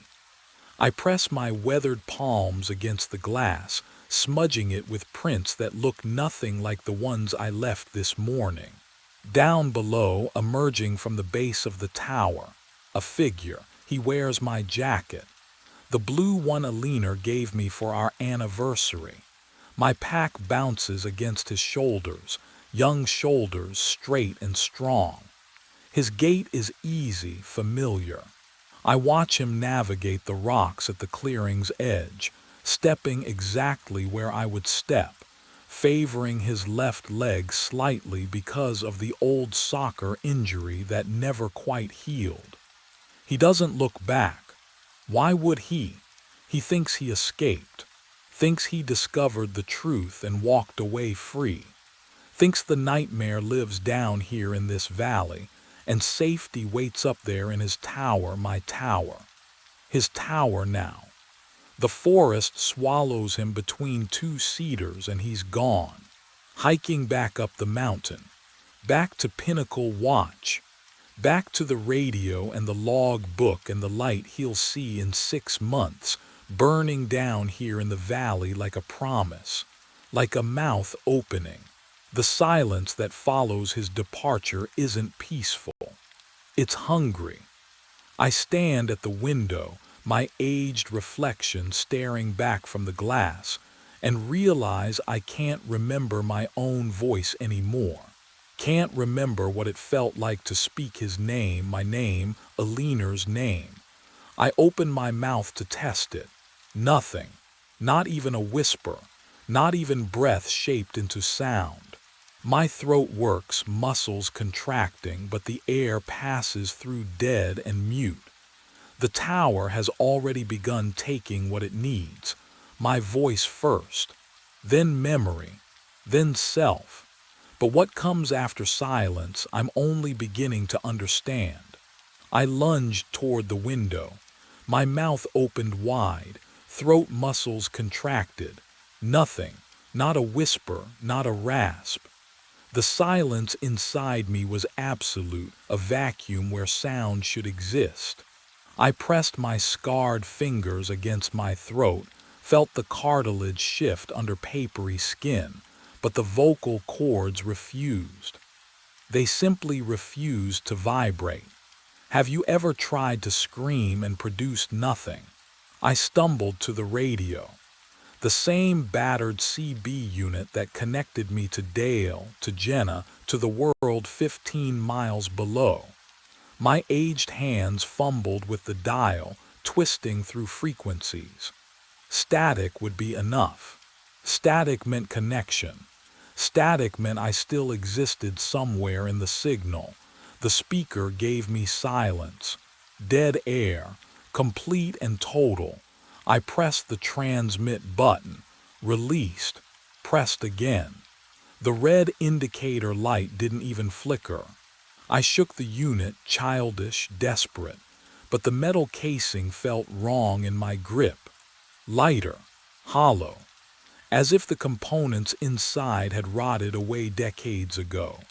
The metallic smell thickened around me, coating my tongue with the taste of old pennies. I reached for my wallet with trembling hands. The leather felt cold, unfamiliar. Inside, the photograph of Alina smiled up at me from our anniversary dinner, the same image I'd carried for 2 years since the divorce. But something had shifted. Her face, oh God, her face was turned away now. Not erased, not gone, just angled toward the restaurant window instead of the camera. The smile remained, but it wasn't for me anymore. It never had been in this version of the past. Can you imagine watching your own history rewrite itself? The tower creaked around me, settling, digesting. I was being unmade, thread by thread, erased from every frequency and photograph and memory. And somewhere above me, my younger self was climbing back into Pinnacle Watch, convinced he'd escaped. But 6 months from now, he'd see the light. The days blur into weeks, weeks into months. I document the weather, record false patrol routes, fill the log book with my handwriting because that is what the tower demands. The pen feels foreign in my scarred hands, but the letters form themselves, muscle memory older than thought. On day 173, the light appears, not in this valley, but across the impossible distance, burning in my original tower. Pinnacle Watch glows through the fog, and I lift the binoculars with hands that shake from more than age. Through the lenses, I see him, myself, younger, leaning forward at the observation deck, scanning for smoke. He spotted it. I watch him radio it in. Watch him pace the cabin floor 3 nights running. The static crackles even here, metallic taste flooding my mouth, copper and cold. He doesn't know yet, can't know. The tower protects its secret until the moment of replacement. On day 180, he descends. I track his progress through the old-growth forest, his pack bobbing between trees. 4 hours. The same route I took. The same certainty driving each step. I lower the binoculars when he reaches the valley floor, because I cannot watch him climb these stairs, cannot witness the moment his hands touch this railing, still warm from my grip. Instead, I open the log book, write the final entry. If you are reading this, you are me. You hike to your own tower, look behind you. The ink dries, footsteps creak on the stairs outside. I stand, turn toward the doorway. He'll need the log book. He'll need to understand, though understanding changes nothing. The door swings open and I see my own face, younger and terrified, staring back at me. The cycle completes. I hand him the book and step toward the stairs, toward the forest, toward 6 months of forgetting. The tower has always been patient. Something speaks through welded steel. 4:32 in the morning. I'm standing in Section D corridor, dosimeter clipped to my belt, and it's clicking, faster than it should. The door in front of me is sealed, thick steel, crude welds running like scars across the seams. Warning placards faded to ghosts of themselves. The voice comes again, rough, wet, like something speaking through damaged vocal cords. Don't open it. My hand hovers near the handle. There is no handle, just metal, solid. Please, the voice rasps. Don't. Can you imagine standing there listening to the impossible? I pressed my palm against the cold steel, felt the faint vibration of what? Ventilation. Something deeper. My mind raced back to 6 hours earlier when none of this made sense yet. 10:47 p.m. I'd clocked in for another overnight shift at Hanford Ridge, coffee in hand, the taste already going stale on my tongue. Eastern Washington stretched dark and empty outside, but I never saw it from the control room. No windows, just banks of aging monitors casting blue light across my station.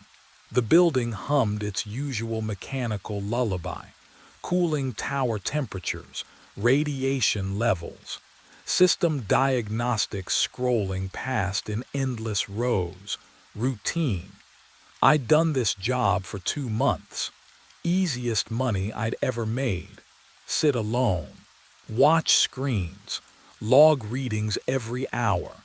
The insomnia that ruined my marriage made me perfect for it.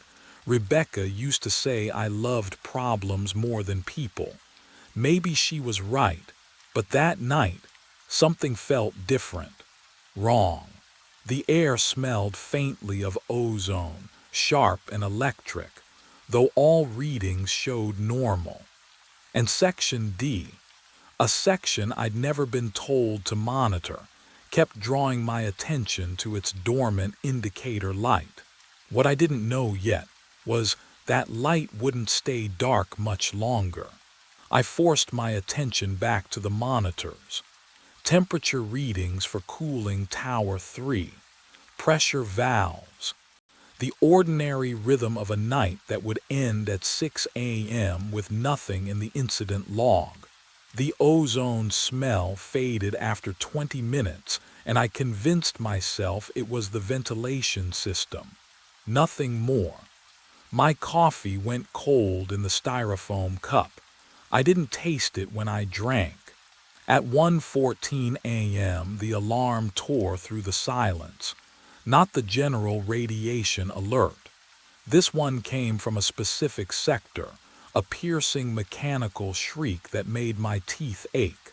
The control panel lit up red. Section D, radiation spike, zero point 0.7 millisieverts and climbing.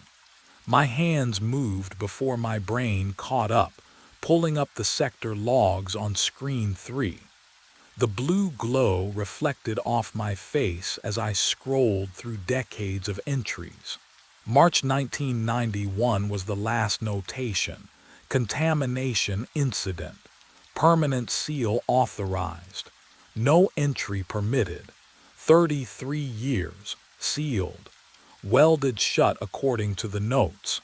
I switched to the camera feed, fingers slipping on the keys. Section D corridor filled the monitor. That long fluorescent hallway I'd walked past 100 times without thinking. The steel door sat at the end, exactly as it always had, undisturbed. The welding seams were visible even on the grainy footage, thick and crude. Nothing moved. Nothing could move. But the radiation reading kept climbing. Can you imagine sitting there, watching impossible numbers rise while the camera shows you nothing's wrong? I checked the dosimeter on my belt. Normal, the spike was localized, contained, inside a sealed room. At 1:22 a.m. the alarm stopped, just stopped. The readings dropped to baseline within seconds, as if someone had flipped a switch. I logged it as equipment malfunction, typed the words with steady hands. The keyboard was warm under my fingers, warmer than it should have been. And in the sudden silence I heard it, a sound from down the corridor, metal groaning, once, then nothing. I'd rewound the archive to March. Third night back and I couldn't leave it alone. The groaning from Section D had faded by dawn 2 shifts ago, but the timestamp in the alarm log kept pulling me back. 1:14 a.m. Equipment malfunction. That's what I'd written. I scrolled through weeks of footage, the monitor's glow washing my hands blue. The hum of the ventilation system filled the gaps between my breathing. Stale coffee smell hung in the air mixed with something metallic I couldn't place. March 5th, 4:17 a.m. The Section D camera flickered, and the door opened. I stopped, rewound, watched again. The welded steel peeled back like foil. A figure in a radiation suit stepped through, walked to my console, the same desk where I sat now, and began working. 8 minutes. I checked the timestamp. At 4:25 a.m. the figure stood, returned to Section D, and the door sealed behind it. My throat tightened. March 12th, 4:17 a.m. Same thing. March 19th, 4:17 a.m. Identical, every 7 days, for months. Always the same timestamp, the same 8-minute window, the same mechanical movements.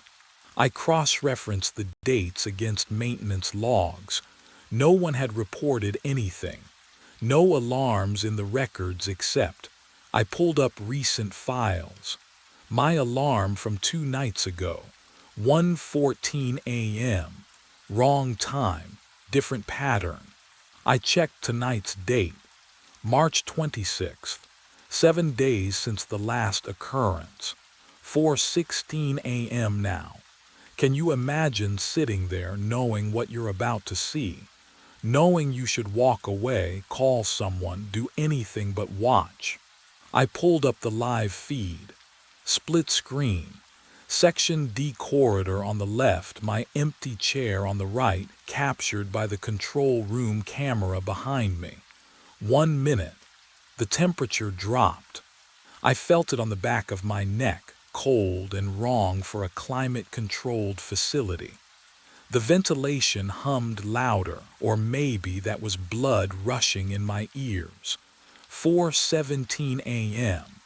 The door opened, not on the recording, in real time. Steel peeling back in utter silence while my monitor showed it still sealed. The figure emerged, but, oh, something was wrong with the way it moved. Too smooth. Each step identical to the last, like frames repeating in a loop. It walked past the camera and I heard footsteps behind me. I didn't turn around. The keyboard began clicking. On the monitor showing my station, I watched gloved hands typing at my console. The same desk where my own hands rested, trembling now. I could hear each keystroke echoing in the empty room, but when I glanced down, the keys weren't moving. The figure typed for 8 minutes. I counted every second. At 4:25 a.m., the clicking stopped. On screen, the figure stood, turned, walked back toward Section D. I heard the footsteps passing behind my chair, felt the displacement of air, smelled ozone and something else. Something like burnt copper and decay. The door sealed. My dosimeter hadn't made a sound. I finally looked down at my keyboard. The keys were warm. And there on my screen, a new entry in the containment log I hadn't written. Observation confirmed. Saturation increasing. But what terrified me most was the timestamp on the entry. It was dated 7 days from now. I couldn't look away from the screen.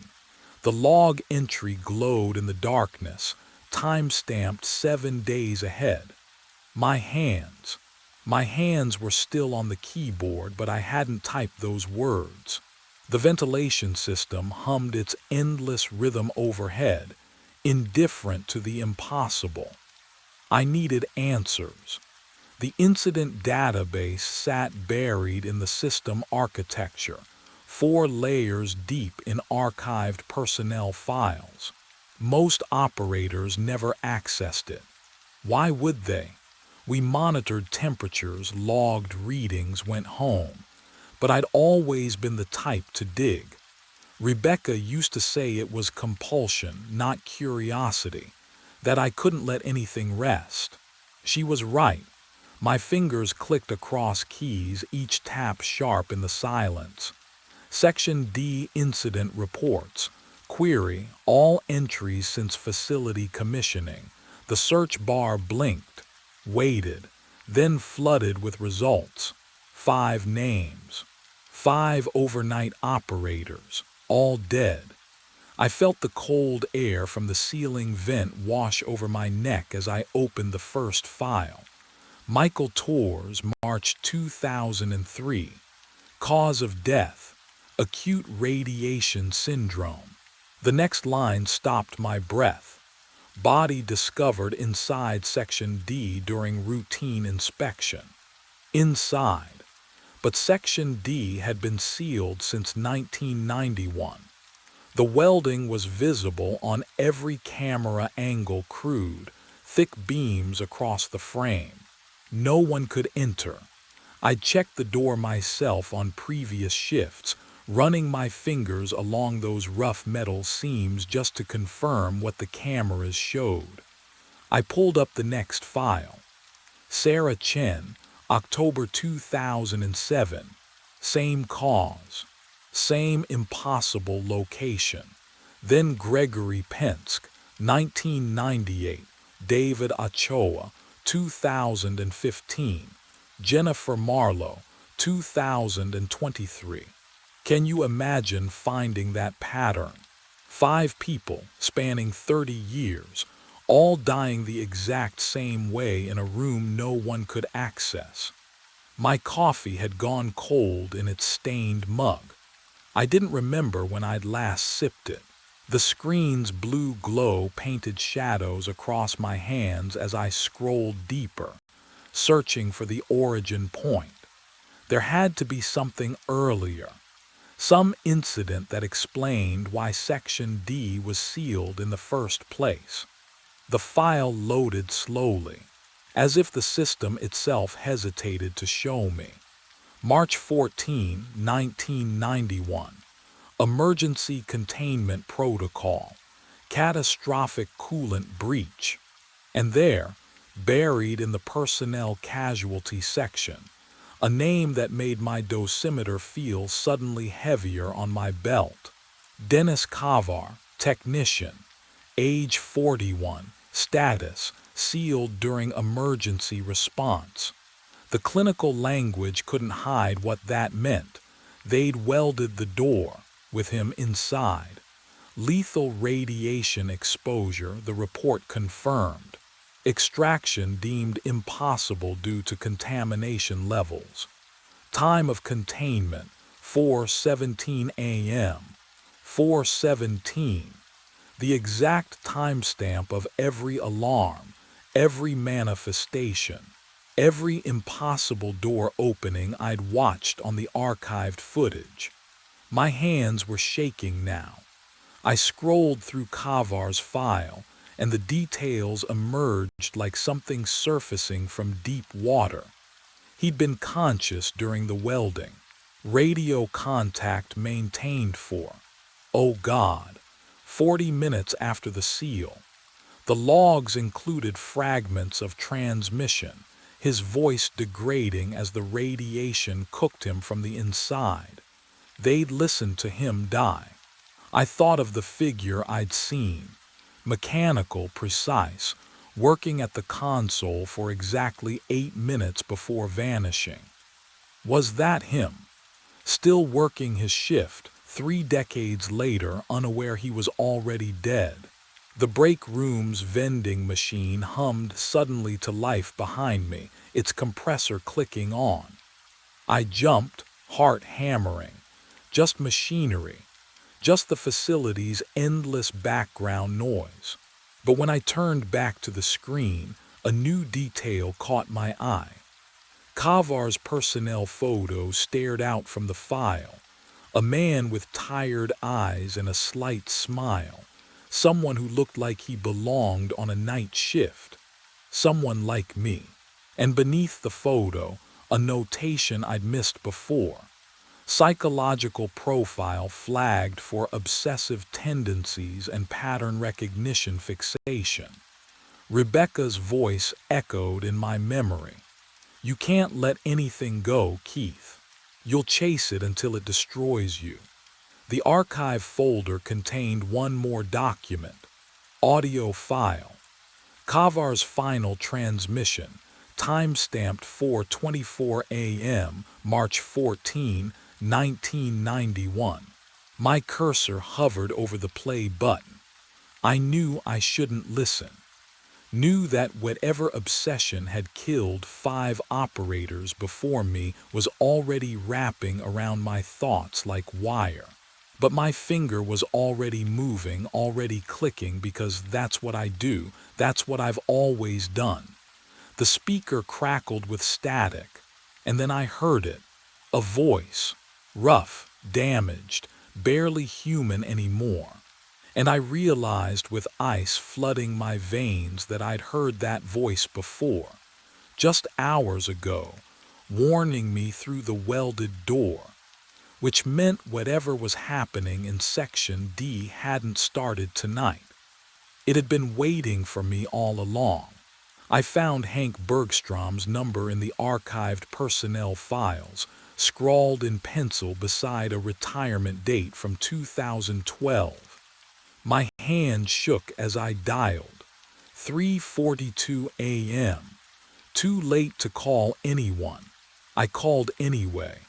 He answered on the first ring.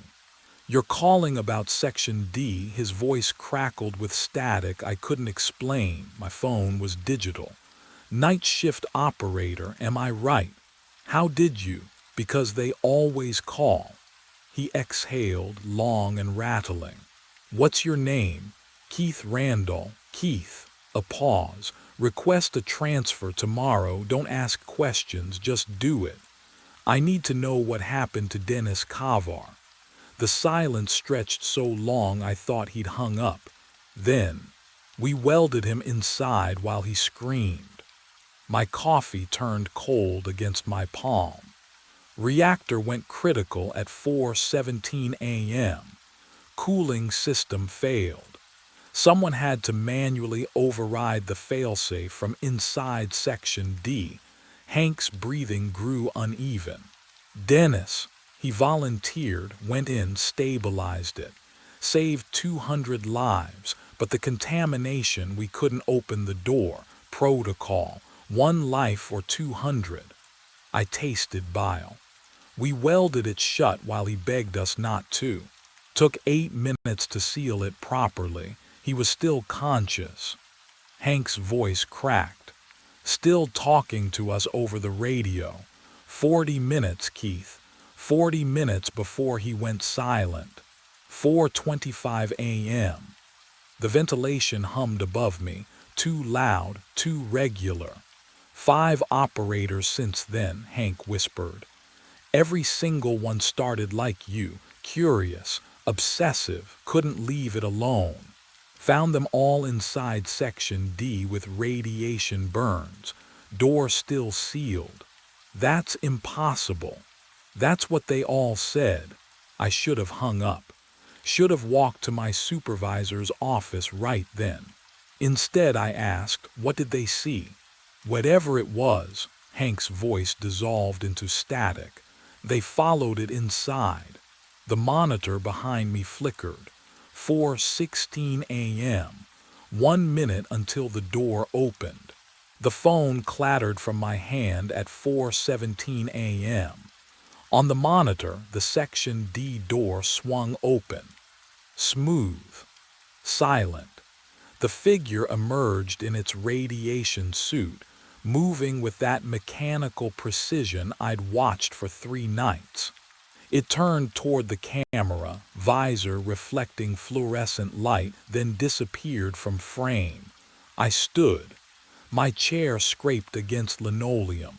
This time I'd see it myself, confirm it was real, that I wasn't losing my mind like Rebecca always said I would. The corridor stretched ahead, bathed in that sick fluorescent glow. My footsteps echoed too loud against concrete. The ventilation system hummed its constant note, but underneath, was that another sound? Metal groaning? I couldn't tell anymore. Section D's door waited at the corridor's end. 30 feet. 20. 10. I reached out, palm meeting cold steel. The welded seams felt crude under my fingertips. Thick ridges of metal fused 33 years ago while a man screamed on the other side. The door was sealed. Completely sealed. No hinges that could move, no mechanism that could turn.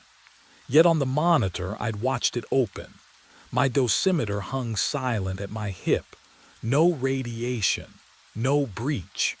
The air smelled wrong, metallic, sharp, like ozone after lightning strikes. Something made me turn. Down the corridor, through the control room window, I could see my station. The monitors glowed, and there, in my chair, the figure sat hunched over my keyboard, working my console. Its suited back blocked the screens, but I watched its helmet tilt as if reading temperature logs I'd written myself. I ran, burst through the control room door, empty, just humming monitors and coffee-stained logbooks. But my keyboard, oh God, when I touched the keys they were warm, still warm from someone else's hands. And on the monitor, Section D's door was sealed again, while behind me something breathed against my neck. I stood before Section D at 4:15, 2 minutes early. My fingers traced the welded seams, cold and rough beneath my touch. The faint ozone smell lingered in the corridor, had lingered since I'd first walked this hall nights ago. Or had I only noticed it now? "I know you're in there," I said to the steel. My voice sounded small, foolish. What would you do? Speak to a sealed door in an empty facility at 4 in the morning? But the warmth of my keyboard still haunted my fingertips. Something had touched what I'd touched. Silence answered. The ventilation hummed overhead. Then, 4:17 exactly, the typing started, keys clicking, methodical, precise. The sound came through 6 inches of steel, through welded seams that hadn't moved in 33 years. Impossible. But I heard it. Each keystroke distinct, deliberate. I knocked 3 times. Sharp raps that sent vibration up my knuckles. The typing stopped. "Don't." The voice scraped through the door like metal on bone, rough, damaged, as if the throat producing it had been ruined by screaming. "Don't watch any more." My breath caught. "Who? You're in the loop now," the voice rasped. "Hallucination, contamination, 5 others. They came looking, opened the door, found nothing but radiation." "The operators," I whispered. "The 5 who died, seeking truth." A wet, rattling sound, laughter or sobbing, I couldn't tell. "Please, stop watching. Every time you see, it gets stronger." I pressed my palm flat against the cold steel. "Why does it happen?" Silence stretched. Then, quieter, desperate. "Because you keep asking that question." The corridor lights flickered once, and behind me I heard my console keyboard begin to type. The keys depressed under invisible fingers. Click, click, click. I jerked back from my console, but the typing continued, steady, methodical. The screen filled with radiation exposure logs. My logs. Data I'd never accessed. "Stop," I whispered. The voice from Section D crawled through the steel again. "You wanted to understand. Tell me." A sound like breathing through damaged tissue. March 14, 1991, 4:17 a.m. Containment breach. They sealed me. With the source, particles bonded to consciousness, observer-dependent decay. The words made no sense, and yet, every technician who watches strengthens the entanglement. You see me because I need to be seen. The observation itself completes the reaction. My hands trembled. The typing stopped. I fled to the archive terminal, pulling research papers buried in classified folders. Quantum entanglement. Schrödinger's observation collapse. Radiation-induced coherent states. The theory was there. Fringe physics from the 80s. Experiments abandoned because the math suggested consciousness could bind to radioactive decay patterns. If an observer died during exposure, could the observation itself become trapped? I glanced at my dosimeter. 0.03 microsieverts. Yesterday it read 0. The fluorescent lights buzzed overhead, but the pitch was wrong, half a tone too low. That uncanny hum burrowed into my skull. I hadn't entered Section D, hadn't touched the door. But the readings climbed anyway because watching was the contamination. Seeing was the exposure. I should have logged off. Should have walked to my car, driven until the sun rose, requested immediate transfer like Hank begged. Rebecca always said I couldn't let mysteries go, that my compulsions would destroy me. She was right. But can you imagine knowing something impossible is real and choosing to look away? My fingers opened the live camera feed. Section D corridor, 4:16 a.m., 1 minute until manifestation. I leaned closer to the screen and realized I'd already made my choice. 4:13 a.m. I killed the monitors. The break room door locked from inside, single deadbolt, flimsy but real. I dragged the vending machine across the entrance. It scraped linoleum with a sound like grinding teeth. My hands shook as I wedged a chair under the handle. No cameras in here. No screens. Can't watch if there's nothing to see. The room smelled like stale coffee and plastic, familiar and suffocating. I sat on the cold floor back against the wall, dosimeter clipped to my belt. The vending machine hummed its low monotone. My breath came too fast in the stillness. Rebecca used to tell me I couldn't leave things alone, that I'd pull at loose threads until everything unraveled. Maybe if I just stopped looking, broke the pattern. What would you do knowing the watching itself was killing you? Could you resist? 4:15. I counted heartbeats. The ventilation system whispered overhead.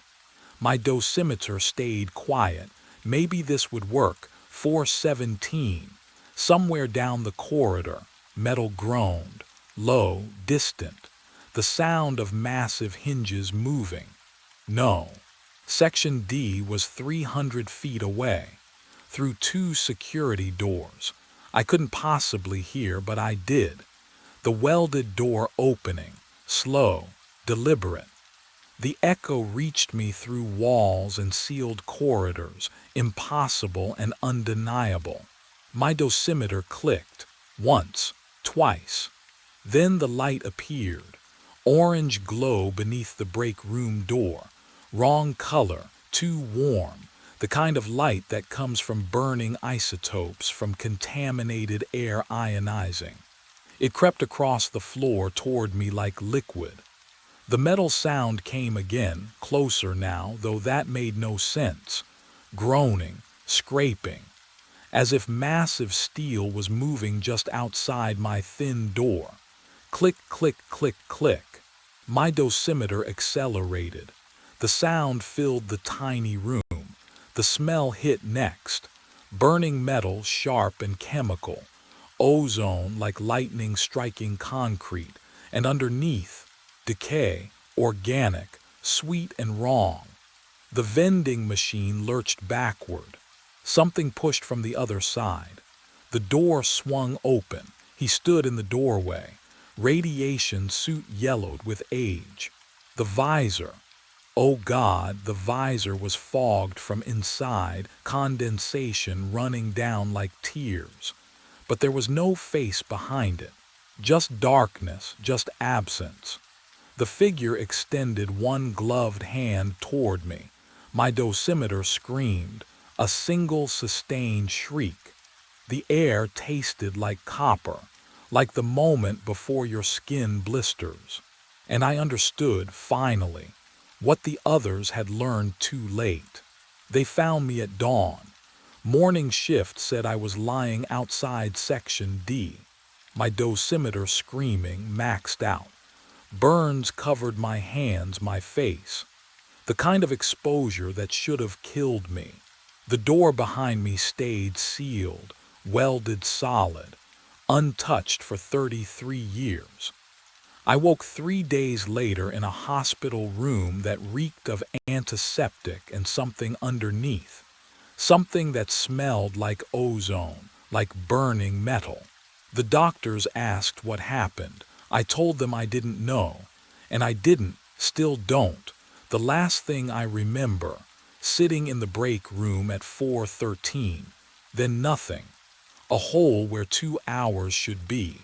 They showed me the burns, the radiation signature. Told me I was lucky. I nodded, didn't feel lucky. Management offered the desk job 6 weeks later after the skin grafts healed. Daytime hours. Climate-controlled office. No monitoring stations. No overnight shifts. I accepted. What else could I do? Can you imagine trying to explain what I half remembered? What I thought I'd seen? They'd already decided. Equipment malfunction. Accidental exposure, case closed. I filed reports, attended meetings, went home to an empty apartment every night at 5:30. For 6 months, I almost convinced myself I'd imagined it all.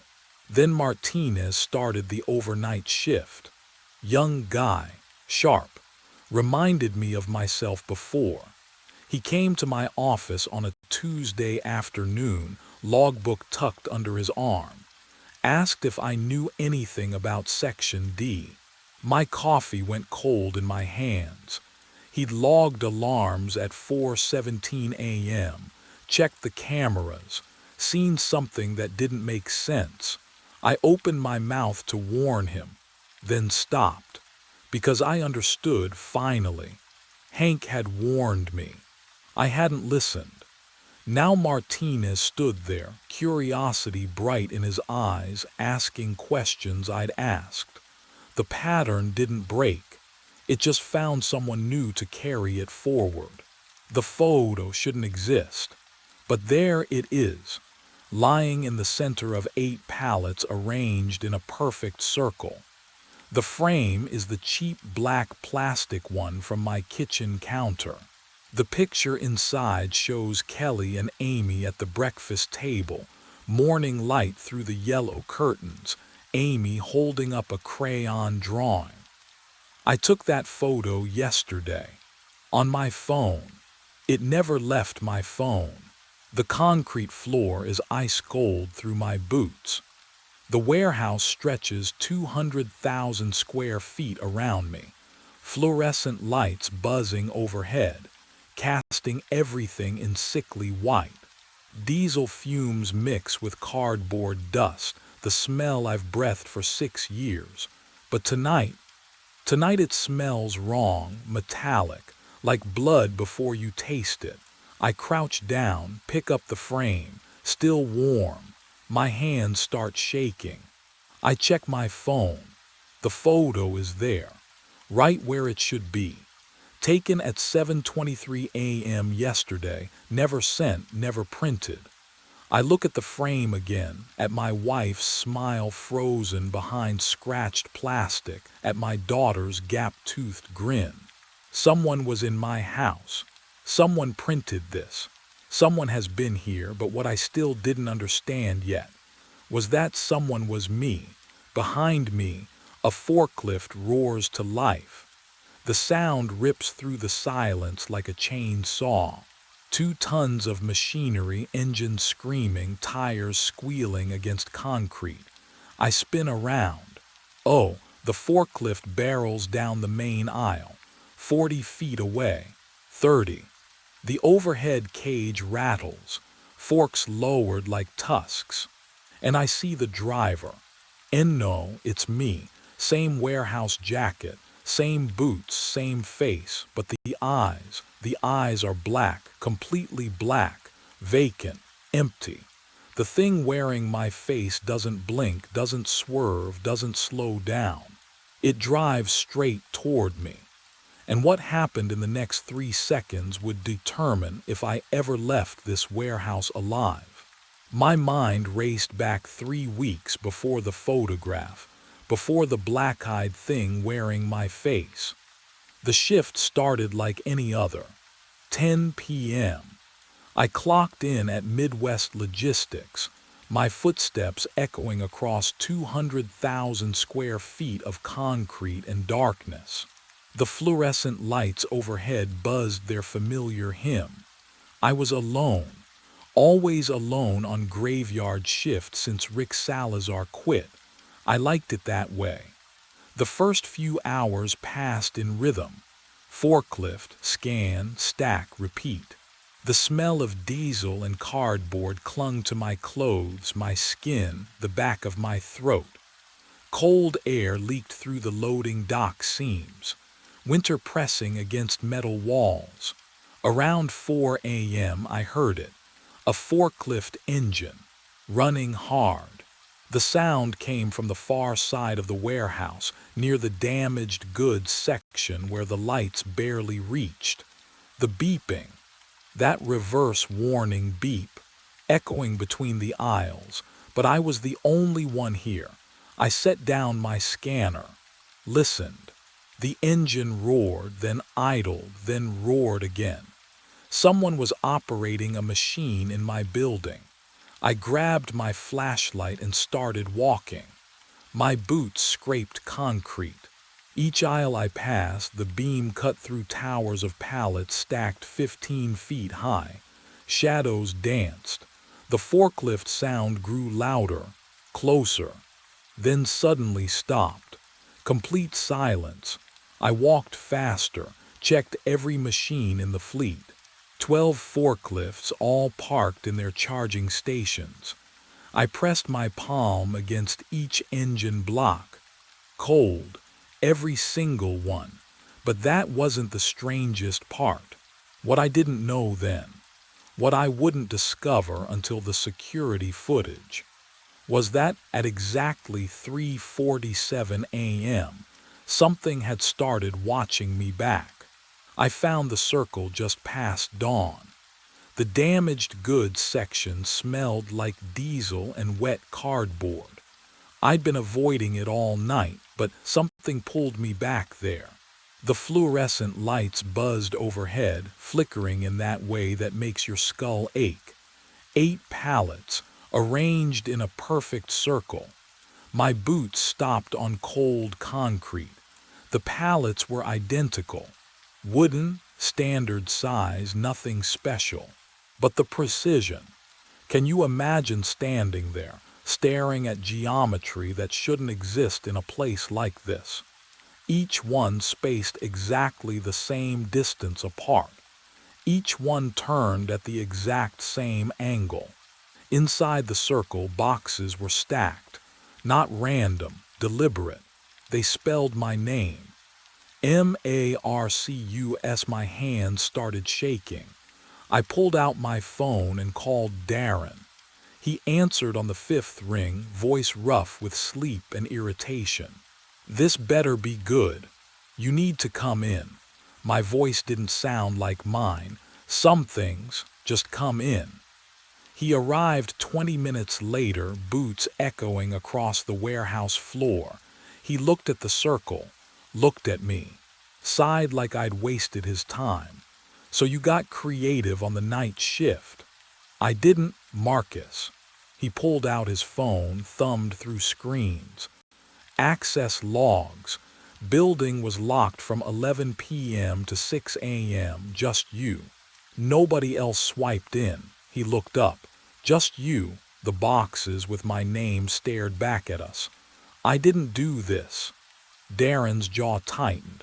For just a second, something flickered behind his eyes, not confusion, recognition. Go home, he said. We'll talk Monday.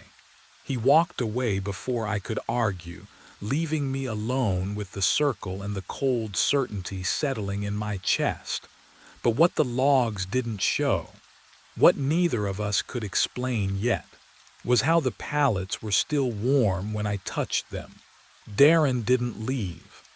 I heard his boots scrape concrete behind me as I touched the warm pallets, and when I turned, he was staring at his phone with the expression of a man who'd found exactly what he feared.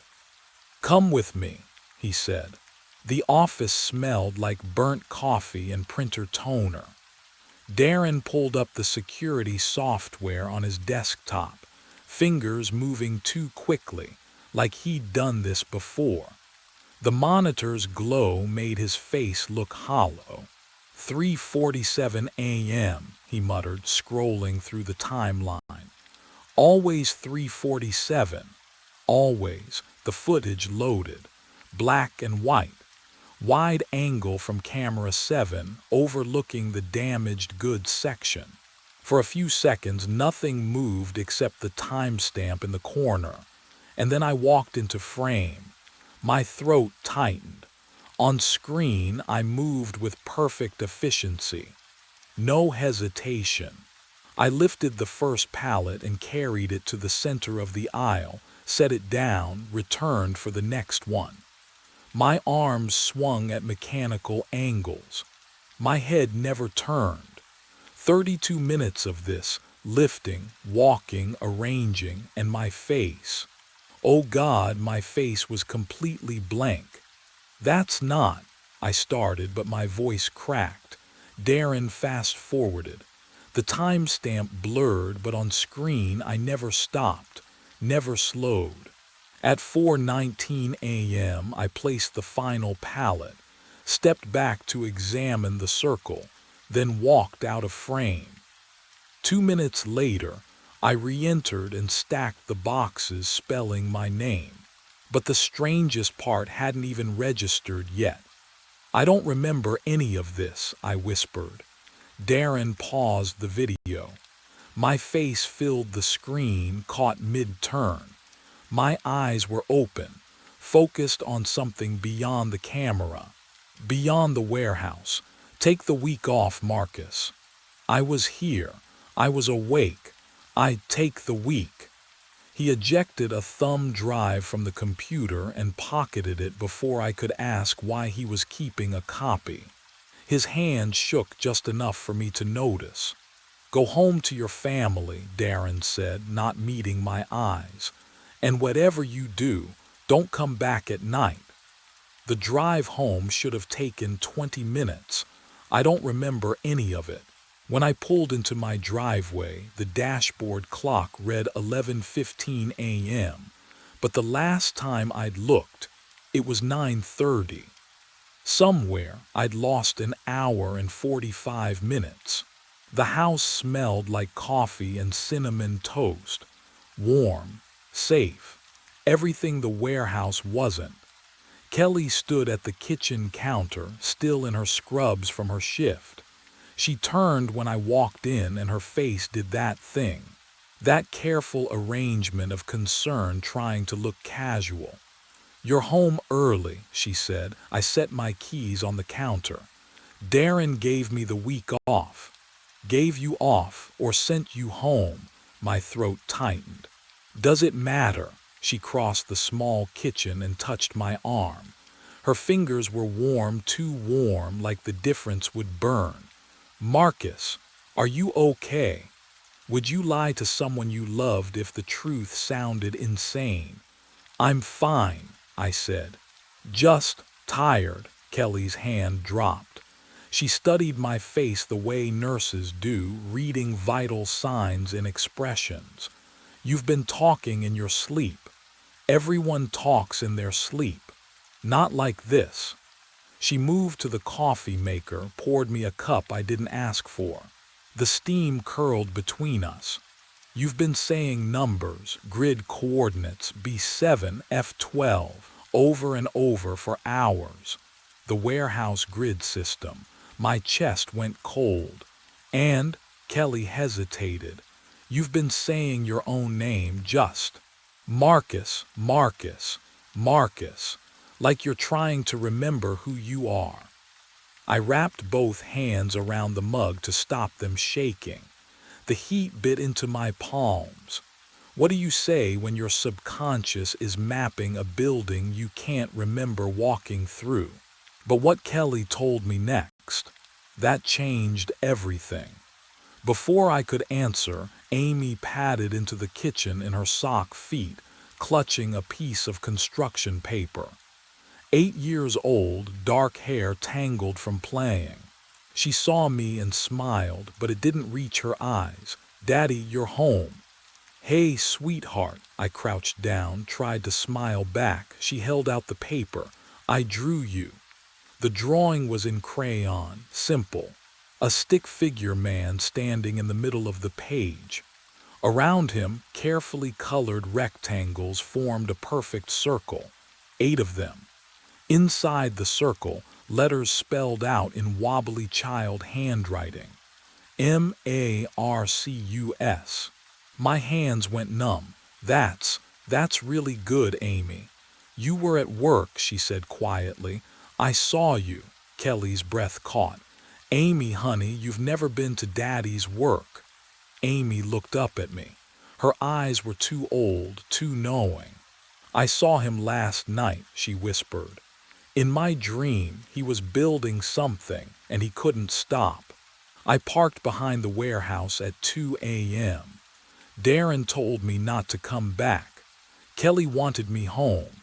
I came anyway. The fluorescent lights hummed above empty loading docks, casting their sick yellow glow across 200,000 square feet of nothing. Diesel and cardboard, always that smell. I walked the aisles alone, checked the damaged goods section. No new circles, no pallets spelling my name, just silence, and the cold concrete under my boots. Around 3:30 I found it. A pallet near the back corner. Single box on top, and resting on that box, a wedding ring. My wedding ring. I looked at my left hand. The ring sat there, right where it always was. Gold band scratched from 8 years of marriage and manual labor. I rubbed my thumb over it, still there, still solid. But what I'd seen across the warehouse couldn't be denied. I walked back to the pallet, stood over the ring. It looked identical, same scratches, same worn groove on the inside where my knuckle pressed. Can you imagine finding a piece of yourself in a place it shouldn't be? I picked it up. Warm, not room temperature. Not cold like metal sitting in a 50-degree warehouse all night. Warm like someone had just taken it off their finger. Like body heat still clung to the gold. My hand started shaking. I put the ring in my pocket. The weight felt wrong, too heavy. Like carrying proof of something impossible. 4 a.m. arrived with a sound I'd been dreading. The forklift, hydraulic hiss, engine rumble, somewhere deep in the aisles behind me, wheels rolling across concrete. Getting closer. I turned toward the noise, heart hammering against my ribs. And that's when I realized the engine sound wasn't moving toward me anymore. It was circling. The engine stopped. I stood there, breath held. waiting for the hydraulic hiss, the crunch of tires on concrete. Nothing. Silence pressed against my eardrums harder than the noise had. The fluorescent lights buzzed overhead, suddenly too loud, and I realized the forklift had vanished as impossibly as it had appeared. My legs trembled as I moved toward the back corner where the sound had been circling. The duplicate ring in my pocket knocked against my thigh with each step, a warm reminder that something was deeply, horribly wrong. That's when I saw it. A new circle. 8 pallets arranged in perfect geometry, but this time, different. Inside sat a blue sleeping bag, unrolled and rumpled, a pillow with a visible head impression, and propped against a cardboard box, a framed photograph. I knew that photo. I'd taken it yesterday morning in our kitchen. Kelly laughing at something Amy said, sunlight catching her hair just right. I'd snapped it with my phone while pouring coffee, a stolen moment before my shift. But what I found made my throat close. The frame was real. Glass cold against my shaking fingers. Professional print, not some warehouse printer. I fumbled for my phone, swiped to my camera roll. The photo was still there. Same image. Never sent, never uploaded, never printed. Someone had gone into my phone, into my kitchen. Someone had printed this, framed it, brought it here. The sleeping bag smelled like home, that lavender fabric softener Kelly uses. Not diesel, not cardboard, home. I pressed my palm to the pillow, still warm. Someone was living here, in this warehouse, in these circles. Can you imagine the moment you realize the truth? When your mind fights what your body already knows. Someone is me. But if I'm standing here now, then where was I yesterday morning when this was printed? I swallowed 4 caffeine pills dry. The bitterness coated my throat, chalky and chemical, burning all the way down. My hands shook as I dropped the bottle onto the break room table, pills rattling like dice in a cup. I wouldn't sleep, couldn't sleep. If I stayed awake, if I watched myself, maybe I'd understand. The security monitor glowed blue in the corner, cycling through 12 camera feeds every 8 seconds. I pulled the metal chair closer, the legs scraping concrete, and sat with my eyes locked on the screen. The time in the corner read 2:18 a.m., 1 hour and 29 minutes until 3:47. What would you do? If you knew the exact moment you'd stop being yourself, would you watch it happen? The fluorescent lights above me hummed their constant electric prayer. I focused on my breathing, in through the nose, out through the mouth, trying to anchor myself to something real. The monitor flickered. Camera 3 showed the back corner. The circle of pallets sat empty in grainy black and white. Camera 7 showed the break room, showed me, sitting there, staring at the screen. I blinked. On the monitor, I blinked a half-second later. The time crawled forward. 3:12, 3:26, 3:39. My heart hammered against my ribs. Cold sweat traced my spine despite the warehouse chill. I leaned closer to the screen until my breath fogged the glass. 3:46, 3:47. On camera 7, I watched myself stand up. My chair, no, the other me's chair, scraped backward. But I was still sitting, still here, still watching. The figure on screen moved toward the door, smooth, mechanical, and then he turned and looked directly at the camera. His eyes were mine, but empty, completely empty. I screamed at the screen. But what I discovered in Darren's office would prove the warehouse had done this before.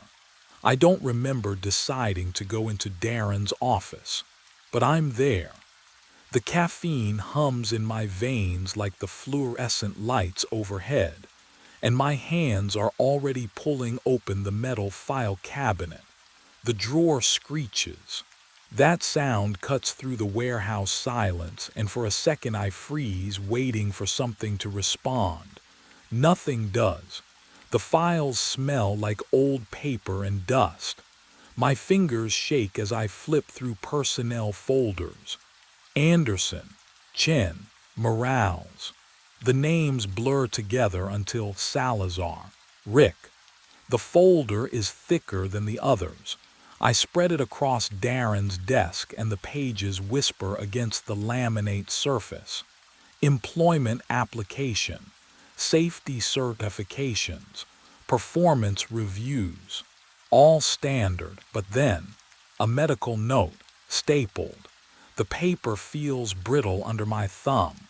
Employee experienced severe dissociative episodes during night shifts. Recommended immediate leave. Patient reports lost time, autonomic behavior, inability to recall work activities. My mouth tastes like burnt metal and leftover caffeine. The symptoms match mine, word for word.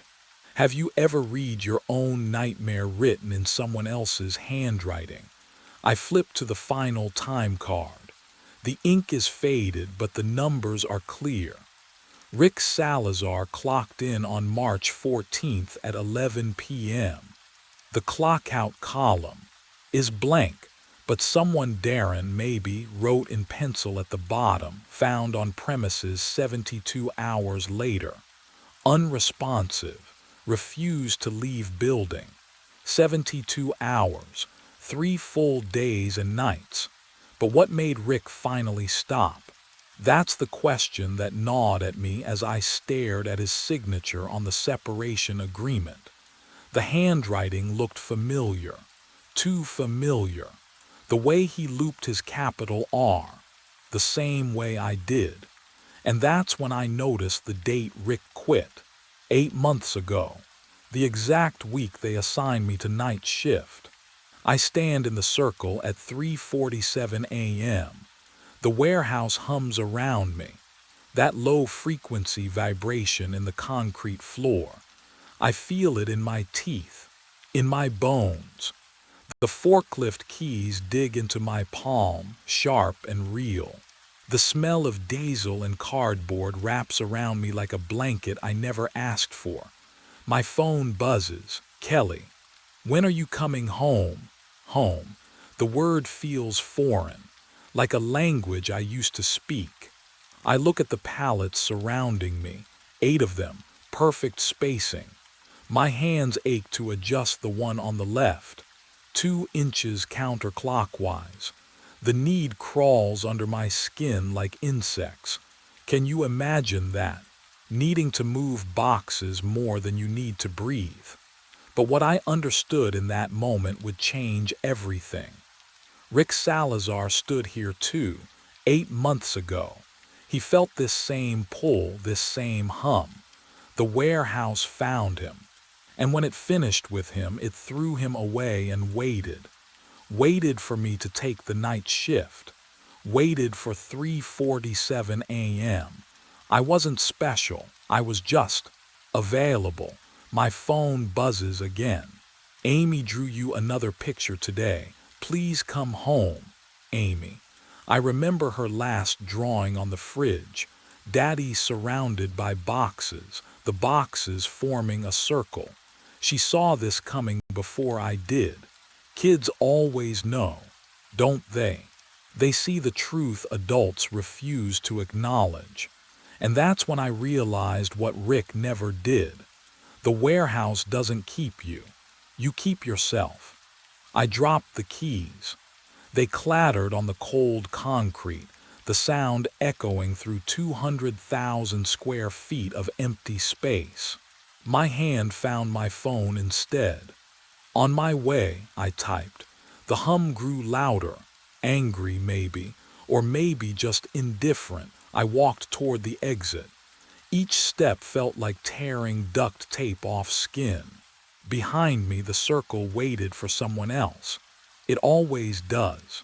The voices woke me at 3 in the morning.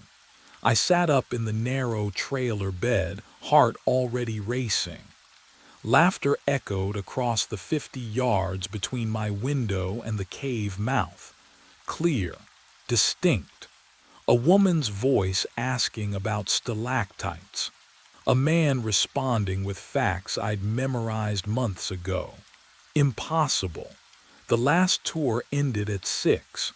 I pressed my face against the cold glass.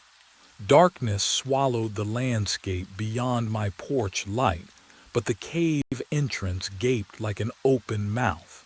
No flashlights, no headlamps, just that steady murmur of conversation drifting through Kentucky night air. The voices didn't fade, they multiplied. I grabbed my flashlight and jacket. My boots hit gravel and the autumn cold bit through my shirt. 50 yards felt like 50 miles.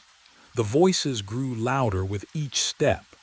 Casual chatter, someone laughing at a joke I couldn't hear, footsteps on stone echoing from deep inside. Can you imagine walking toward sounds that shouldn't exist? The cave mouth exhaled damp limestone breath. I clicked on my flashlight. The beam cut through absolute darkness, illuminating the familiar walkway, the metal railings, the first limestone formations. Empty, completely empty, but the voices continued. They came from deeper in, past the main chamber, past the tour route, toward the section we sealed off years ago. I stepped onto the limestone path. Water dripped in rhythm somewhere ahead. The mineral smell wrapped around me, thick and ancient. Then I saw them, boot prints, fresh mud, leading down the walkway. My throat tightened. The prints were clear, recent, wet enough to gleam under my flashlight beam. They tracked straight through the main chamber, past the safety barriers, toward the rusted chains marking the restricted tunnels. The voices called from beyond those chains, laughing like nothing was wrong. I followed the prints into the darkness.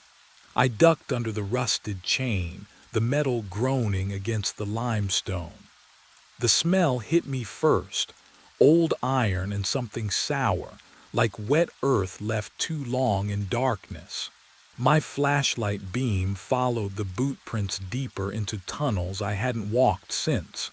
Wait, I'd never walked these tunnels. I started here 6 months ago. The restricted section was already sealed when I arrived. My breath fogged in front of me, thick white clouds that shouldn't exist this far underground. The temperature had dropped. I could feel it through my jacket, a cold that pressed against my skin like wet fabric. Water dripped somewhere ahead. Steady. Rhythmic, too rhythmic. Drip, drip, drip, like a metronome counting down. The boot prints continued, tracking mud through dust that looked undisturbed for years.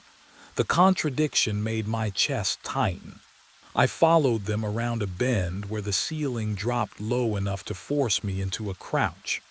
My palms scraped against limestone, gritty and damp. The prints stopped.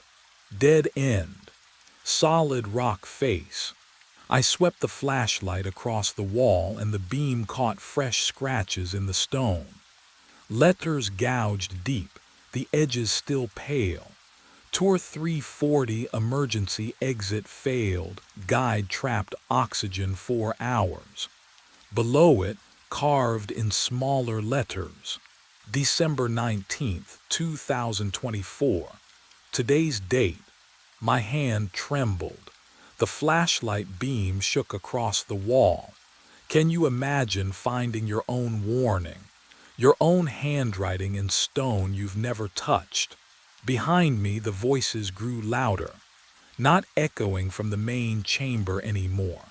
Closer, moving through solid rock, through limestone that should block all sound. Footsteps approached from inside the wall itself, dozens of them, all walking toward me through impossible space. The voice came through the limestone, clearer now. A tour guide's practiced cadence, echoing facts about mineral deposits and water tables. I pressed my palm against the cold stone. The vibrations buzzed against my skin, words bleeding through solid rock. Blackwater Cave formed over 2 million years ago. And no, that's my voice. I stumbled back. The sound followed me, bouncing off the walls, layering over itself. My own inflections, my own pauses for effect, reciting facts I'd memorized 6 months ago, but the order was wrong, starting with geological history instead of safety protocols. What would you do, hearing yourself speak from inside the earth? I dropped to my knees in the mud. My flashlight beam trembled across the boot prints leading to this dead end. I lifted my right foot, pressed it beside the nearest print. The tread pattern matched exactly. Every ridge, every worn patch near the heel where I drag slightly when I'm tired. The cold mud squelched between my fingers as I traced the outline. Mine, all mine. The phantom footsteps grew louder, dozens of shoes on stone shuffling closer. Laughter echoed from somewhere ahead, tourists amused by some joke I couldn't hear. I spun, flashlight cutting through darkness. The tunnel behind me stretched empty. No movement, no bodies, just that voice. My voice, droning on about limestone formations. Then my beam caught something metallic lodged in the silt near the wall. Another flashlight, half buried, caked in dried mud. My hand shook as I reached for it, fingers closing around the cold aluminum cylinder. I lifted it free. Oh, oh God! The metal was warm, still warm as if someone had been holding it seconds ago. The warmth of the second flashlight seeped into my palm. Metal that should have been cold as the limestone around me. I dropped it, backed away. My mind raced back to 6 months ago, to the morning I'd signed the paperwork in Corrine, Shelby's cramped office above the gift shop. "You're running from something," she'd said, not a question. I'd stared at the contract. Atlanta, bad breakup, dead-end job, the usual. Her eyes held mine. 50-something, weathered face, hands that knew rope and rock. "This isn't a hiding place, Blake. It's quiet, but not always peaceful. Quiet is exactly what I need." She'd poured coffee that smelled like burnt earth and slid a mug across the desk. "There was an incident in 2011. A guide named Garrett Finley went down for a late inspection. Never came back up. We searched for 3 days, found nothing. No body, no equipment, no explanation." I took the mug. The warmth felt good. "What happened to him?" "Don't know," her voice dropped. "But we sealed the back tunnels after that, chain barrier. No one goes past the main tour route now, no exceptions." "Understood." "I'm serious, Blake," she leaned forward. "You hear anything strange down there, you leave. You don't investigate, you don't linger, you come up." "What would you do?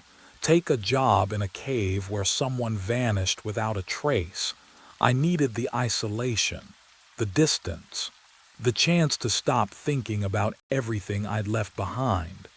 I moved into the trailer 50 yards from the cave entrance. Small, sparse, weak cell signal, perfect, 4 tour a day, same script, Same jokes. Tourists laughed at the stalactite formations, gasped at the echo chamber, filed out satisfied. For 5 months and 3 weeks I heard nothing unusual. Water dripping in rhythm, wind whistling through cracks, the settling groan of ancient stone, until this week. The voices started small. A whisper I convinced myself was wind. Laughter I blamed on acoustic tricks. Footsteps that stopped when I turned around. I told myself caves played with sound, warped it, made you hear things that weren't there. But tonight, holding that warm flashlight in the dark, I understood something Corrine had been too afraid to say. Garrett Finley never left these tunnels, and neither would I. I climbed out at dawn. My hands still shook from holding that impossible warmth in the darkness. Inside the trailer, I opened the park records on my laptop. The keys felt cold under my fingertips. Damp paper smell rose from the file box Corrine had left me during orientation. Incident reports, tour logs, maintenance sheets yellowed at the edges.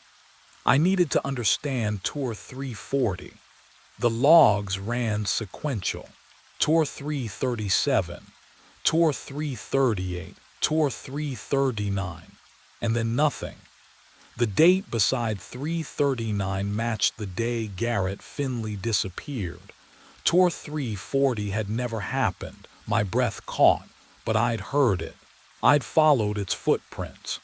I'd seen the warning scratched with today's date, the countdown, the emergency exit notation. Can you imagine finding proof that something impossible exists? I searched the incident file for Garrett's name. The report was thin. Male 34 hired 8 months prior vanished during routine inspection. No body recovered. Section sealed by order of Dixon Reese. There was a photo. Oh, the room tilted. I gripped the desk. That face. Those hands. The way his shoulders hunched slightly forward like mine did after a long shift. Garrett Finley looked exactly like me, not similar, not close. Identical. My pulse hammered in my ears. 3 sharp knocks rattled the trailer door. I flinched, nearly knocking over cold coffee from yesterday. Blake, Corrine's voice, but wrong, tight with fear. I opened the door. She stood in morning mist, arms wrapped around herself despite the humidity. Her eyes locked on mine, searched my face. Her mouth opened, closed. "You," she whispered. "You look just like Garrett." The words hung between us like a held breath. Behind her, past 50 yards of wet grass, the cave mouth exhaled its endless cold into the warming air. And from somewhere deep below, I heard footsteps beginning their descent. I didn't wait for the footsteps to reach us. "I have to go," I said, pushing past Corrine toward the trailer door. The cold morning air hit my face, sharp with the smell of wet limestone and something older, something wrong. Behind me, Corrine called my name, but the sound felt muffled, like I was already underwater. My truck sat where I'd parked it 6 months ago, or 8 months ago, depending on whose timeline I believed. The keys shook in my hand as I jammed them into the ignition. Click, click, nothing. I tried again. The engine didn't even turn over. Battery was new. I'd checked it last week.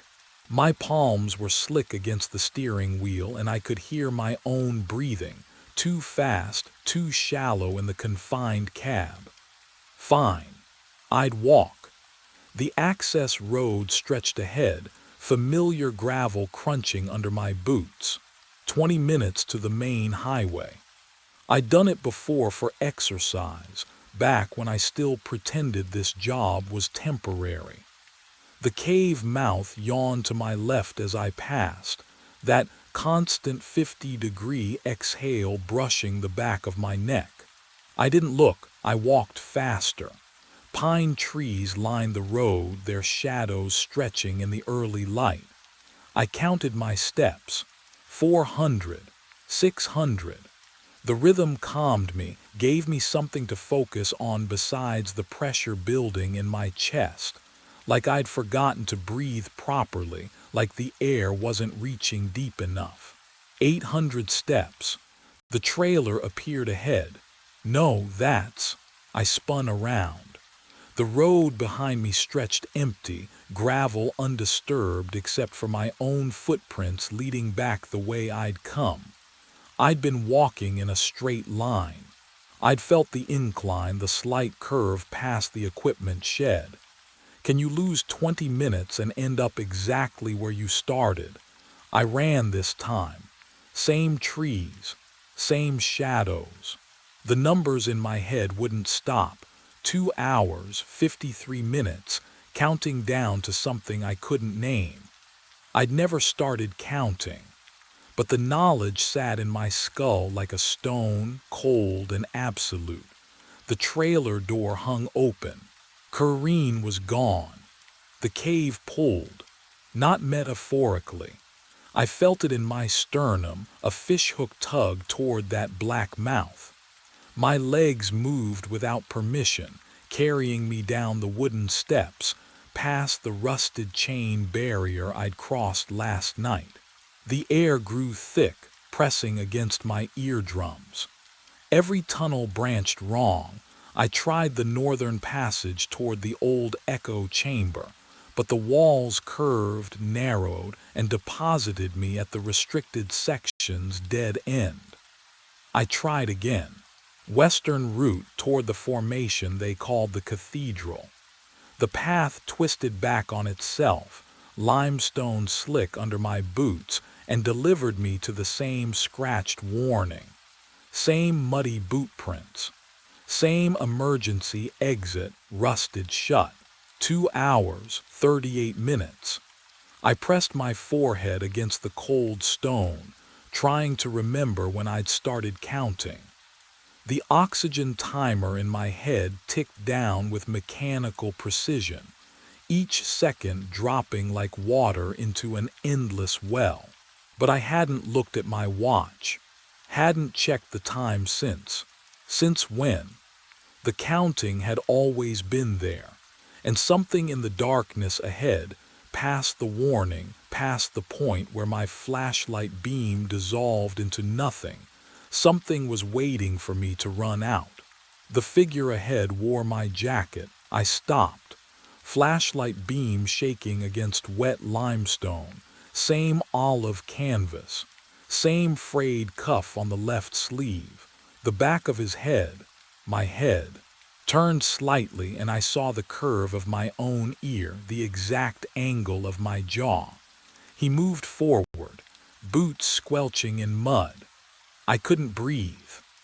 The cold air pressed into my lungs like stones, mineral-scented and stale, but I forced myself to follow. What else could I do? Stay frozen in the dark. The double reached a junction where 3 tunnels split. He stopped, turned. Oh, God, my face, pale as cave fungus. Mouth moving, shaping words I couldn't hear. His eyes, my eyes, locked onto mine, but there was no recognition. No shock, just terror, raw and endless. His lips kept moving, forming the same silent phrase over and over. Then he pointed deeper into the left tunnel. I tried to speak. What are you? He turned and walked into solid stone, not through a passage, into the wall itself. Gone. My hand reached out, touched the limestone where he'd vanished. Solid, cold, real. Can you imagine what that feels like? Watching yourself disappear into rock. Something echoed from the left tunnel. A voice. My voice. I forced my legs to move. Every step felt wrong, like walking against current. The tunnel sloped downward, narrower now, and the voice grew clearer, reciting. Blackwater Cave formed approximately 300 million years ago during the Mississippian period. Water dissolved the limestone, creating passages at a rate of, I rounded the corner. There I was again, standing in profile, gesturing to empty air, giving a tour to no one. My mouth moved in perfect sync with the words echoing off stone, but the tone was flat, mechanical, like I'd said them 10,000 times and lost all meaning. Please stay behind the guide at all times. The formations are fragile and, hey, I said. He didn't stop, didn't turn. Hey, louder now. Nothing. He continued the script, turning to face where a tour group should be, smiling at vacant darkness. Further ahead, past his frozen performance, I saw movement. Another figure crouched low. No, not another, me again. This one knelt at the dead end, right arm moving in jerky motions, scratching, metal on stone. The sound scraped through my skull, sharp, rhythmic, desperate. I walked past my touring self. He didn't acknowledge me. I could have touched him, could have shaken his shoulder. But something in my gut told me he was as solid and as empty as the wall that swallowed the first one. The crouching figure kept scratching. I crept closer, saw the words forming under his, under our fingernails bleeding and broken. Tour 340. Emergency exit failed. He was creating the warning I'd already found. I knelt beside him. Can you hear me? His hand never stopped, eyes fixed on the stone.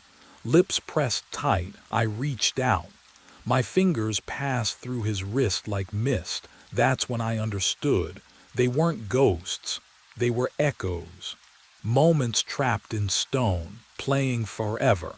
And if they were here, still scratching, still giving tour, still pointing the way, then what was I? My hand passed through him like he wasn't there, like I wasn't there. The cold shot up my arm, not from his body but from the stone itself. The limestone felt wrong against my palm, too smooth, too warm, as if it had been touched moments ago by something living. The smell of damp earth filled my lungs, but underneath it, something metallic, copper, blood maybe, or rust. The crouching figure kept scratching. The sound echoed in triplets, each repetition slightly delayed, like my ears couldn't decide which moment to hear. Then I remembered this, not as a memory surfacing, as something happening right now. I was scratching the warning into stone, my fingernails tearing, limestone dust bitter on my tongue. But I was also standing behind myself, watching. And I was somewhere else entirely, shaking Corinne's hand on my first day, her smile tight with something unspoken. 2011, 6 months ago, the same handshake, the same trailer, the same damp cold seeping through my jacket. Can you imagine holding two lives in your head at once? Both real, both true, both ending here in the dark. The tour guide version of me spoke through the walls, his voice, my voice, reciting stalactite formation rates. But the words layered wrong. I heard myself say 10,000 years and 6 months ago and never all at once, syllables bleeding together like water through limestone. Oh, no, I'd done this before, not remembered it. Done it, the descent, the voices, the boot prints that matched mine because they were mine, left hours ago, days ago, years ago. Time didn't move right down here. It folded. It looped. It trapped. And that's when I understood what the oxygen countdown really meant. I ran deeper into the tunnel. The limestone pressed close, cold and damp against my shoulders. My flashlight beam jerked wildly, but I didn't need it anymore. I knew where I was going, had always known. The emergency exit waited at the far end, rusted and sealed, the door Garrett clawed at in 2011. The door I clawed at 6 months ago. The door I'm clawing at now. My fingernails scraped metal. Orange rust flaked away, tasting like old blood in the air. The handle wouldn't budge. I threw my weight against it. Nothing. The hinges had fused solid, corroded by time and cave moisture into a single, immovable slab. Help, my voice cracked. Someone, please. But you know who was coming, don't you? Behind me, footsteps echoed, not one set, dozens. I turned, flashlight shaking in my grip. They filled the tunnel, all of me. Some wore my jacket from today. Others had clothing I didn't recognize but somehow remembered buying. One was bleeding from a head wound I'd never received. Another clutched a flashlight with a dead battery. They moved in unison, faces slack, mouths opening. When they spoke, my voice layered over itself in impossible harmony. Tour 340. The exit failed. Oxygen remaining. 0 hours. I pressed against the rusted door. My chest should have been burning, lungs screaming. But I breathed normally, easily, the cave air flowing through me like I'd been part of it for years. I couldn't die here. Can you understand that? The loop wouldn't allow it. Death would have been mercy, an ending. This was continuation, eternal repetition. The countdown had always been a lie. One of the figures stepped forward. His face was mine, but older, resigned. He pointed back toward the sealed section, toward the chains and the warning scratched in stone. You have to go back, he whispered. Seal it. Forget. Start again. And that's when I understood what Corrine had been trying to tell me the whole time. I wake to morning sun through the trailer window. The light feels warm, normal. 6 months I've been here now and the routine fits like old skin. I stretch, feet hitting cold linoleum and shuffle to the coffee pot. The aroma fills the small space, bitter, comforting, real. The schedule sits on the counter, 4 tour today. I scan the list. Tour 340, something flickers in my chest. Unease maybe, but I don't know why. My phone buzzes. Corrine. Blake, she says, her voice sounds tight. I need to check on you. I'm fine. I sip coffee. Why wouldn't I be? A pause, long enough that I hear her breathing. You remind me of someone. Be careful today, okay? Don't go wandering after hours. Corrine, I know you don't remember. Her voice cracks. Just promise me. She hangs up before I can answer. I stare at the phone. What don't I remember? The coffee tastes wrong suddenly. Too bitter. I set it down and look out the window toward the cave mouth 50 yards away. Cold air seems to drift from it even in daylight, carrying the smell of limestone and standing water. Tonight, I'll hear something. I don't know how I know this, but the certainty sits heavy in my gut. Voices, maybe. Footsteps echoing where no one walks. Tonight, I'll descend. Can you imagine forgetting your own nightmare? Waking clean, only to walk straight back into the dark. The muddy boot prints are already there, waiting in tunnels I haven't entered. The warning is already scratched into stone. My handwriting, though I've never held the tool. Tour 340 has always been scheduled. I've always taken this job. I've always descended. The loop doesn't need my memory. It only needs my feet to carry me down, again and again, into the cold and the dark and the voices that are all mine. I finish my coffee. The sun climbs higher. Tonight comes regardless.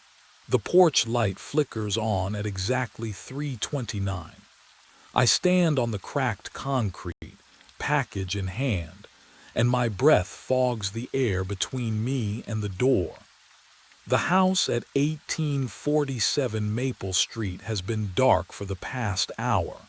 Every house on this route stays dark, but this one, something about this one makes my fingers tighten around the cardboard edges until they dent. A shadow moves behind the front window. I freeze. My heartbeat thuds in my ears, too loud, too fast. The figure presses against the glass, close enough that I can see the outline of hands, palms flat, face obscured by the reflection of the streetlight behind me. The mouth moves. No sound comes through, just lips forming words I can't hear. Can you imagine standing there trying to read the message, knowing you should turn around and leave? But my feet won't move. The package feels heavier now. My name is on the label. I checked it twice in the van, but what I didn't check was who sent it. The front door creaks, slow, 6 inches. Then it stops. Cold air rushes out through the gap, not the damp chill of October, but something else. Sterile sharp. It carries a scent that makes my stomach drop. Cologne, the same brand I wear.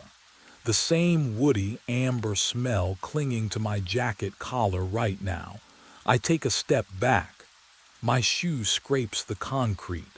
The sound echoes too long in the empty street. The figure behind the window hasn't moved, still pressed there, still mouthing something.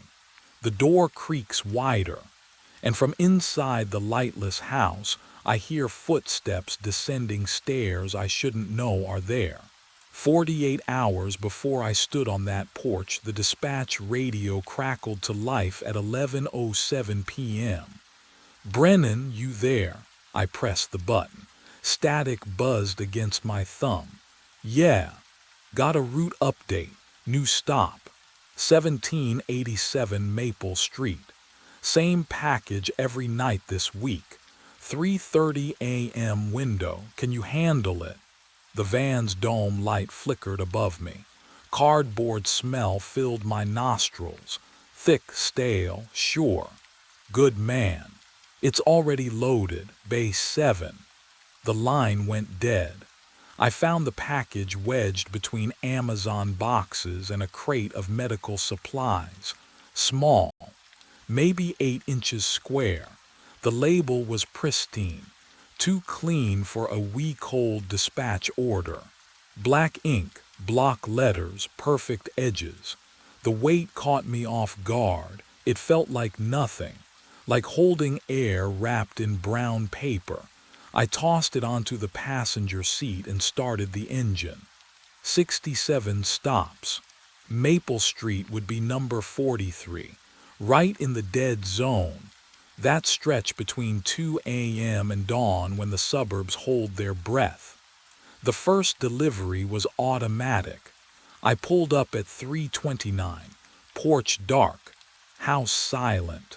I walked the cracked driveway, placed the box on the welcome mat, turned back to the van. Routine. But something about the house stuck with me as I drove away. I couldn't place it. The second night. I parked in the exact same spot without thinking. My feet knew the path. 3 steps to the mailbox. Slight dip in the pavement. 7 strides to the porch. I hadn't counted them the first time. The third night, my hands were already reaching for the package before I checked the manifest. Muscle memory. Like I'd delivered there 100 times. But I'd only been there twice. What I didn't know yet. was that my body remembered what my mind had forgotten. Night 5, and I'm sitting in the back of my van with the dome light buzzing overhead. The cargo space smells like cardboard and stale energy drinks. I've pulled the package onto my lap, still weightless, still wrong, and I'm staring at the label under the flickering yellow glow. That's when I see it. The handwriting, neat block letters, precise angles, the way the capital M loops just slightly at the base. I know this. I've written addresses this exact way 1,000 times on notes, on envelopes, on the back of receipts when my phone dies. This is my handwriting. Have you ever seen your own signature somewhere you never signed? That stomach drop moment when reality tilts. I blink, rub my eyes. The letters don't change.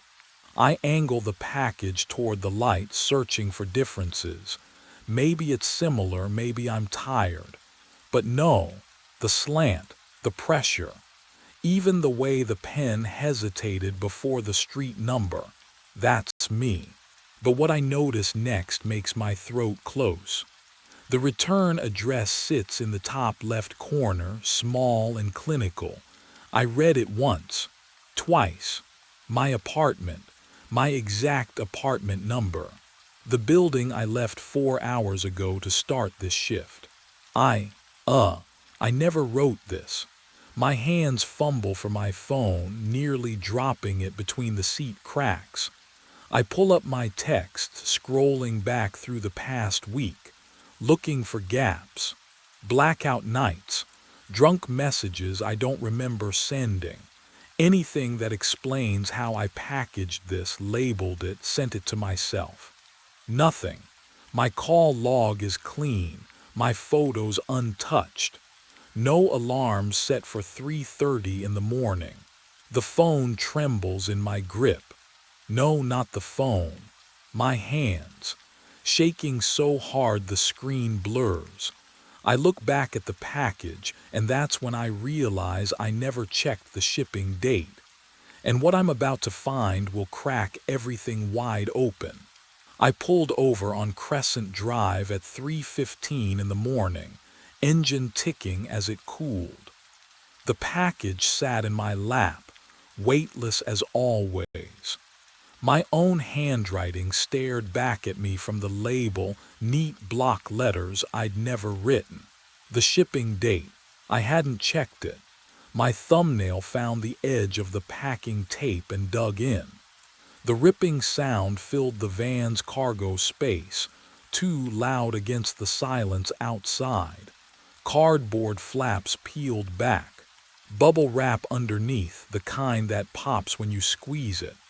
I pulled it free, feeling the plastic dimples give under my fingertips. Inside, a USB drive, small, black, no markings, that was it, nothing else. I turned it over in my palm, waiting for some explanation to materialize.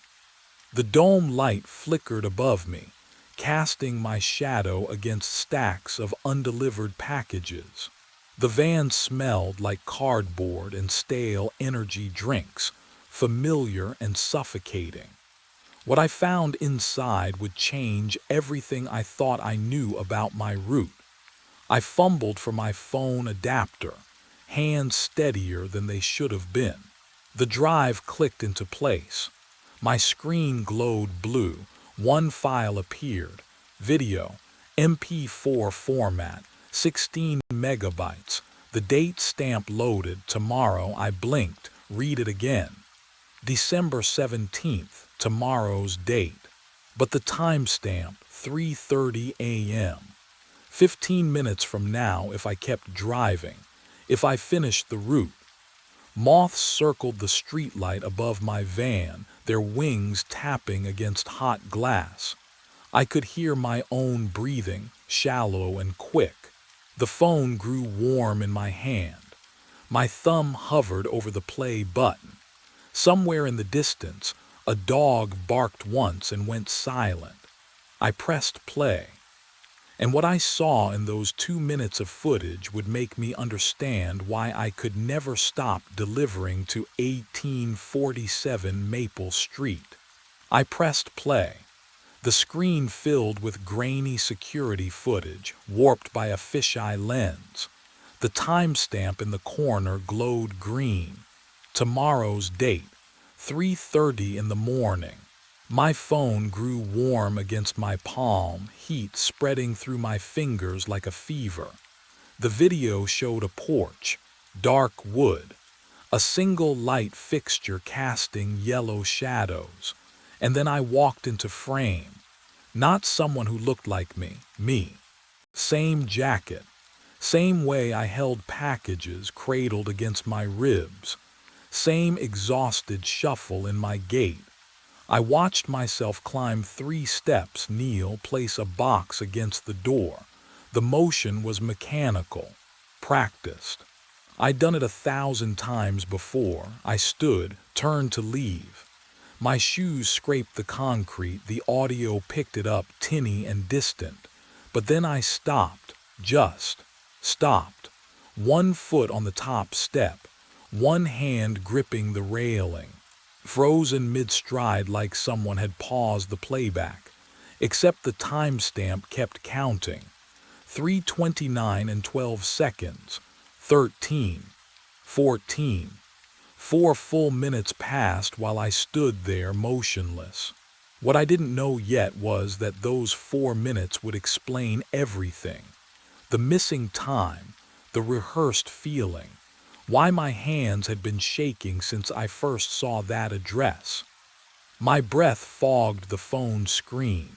Inside the van, the smell of old cardboard mixed with something sharp. Sweat. Fear. The dome light flickered once, nearly cutting out, then steadied. Outside, moths battered against the streetlight in rhythm with my pulse. On the video, I finally moved. I turned back toward the camera, slow, deliberate. My face filled the distorted frame, features stretched wrong by the lens. My eyes looked hollow, sunken. My lips were moving. I leaned closer to the screen, squinting. The audio was muffled, wind, maybe, or static interference, but I could read lips well enough. Years of dispatch calls through bad connections had taught me that. Stop.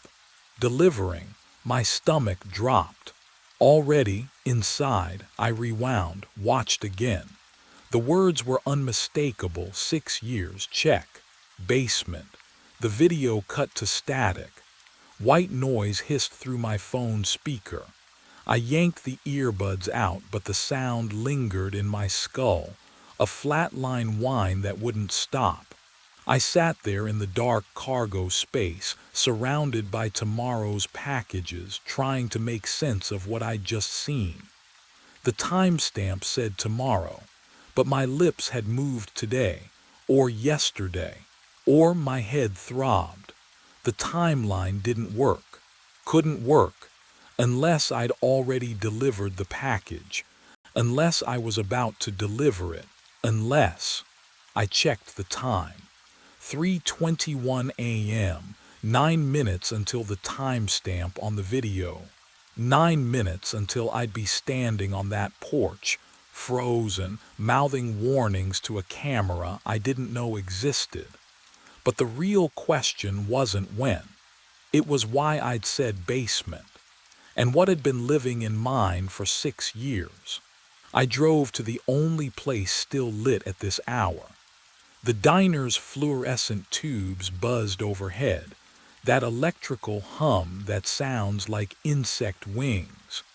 My booth's vinyl stuck to my forearms as I opened my laptop. The smell of burnt coffee hung thick, reminded me of something I couldn't place. Property records loaded slow, county database public access. I typed the address with shaking fingers. 1847 Maple Street. The page flickered. Sale date 6 years ago, October 5th. Buyer name redacted. just a black bar where the name should be. I clicked through to transaction history. Every owner listed except the current one. Even the purchase price was blacked out. My throat tightened. 6 years ago. I moved to this town 6 years ago, started the courier job, found my apartment, all within the same week.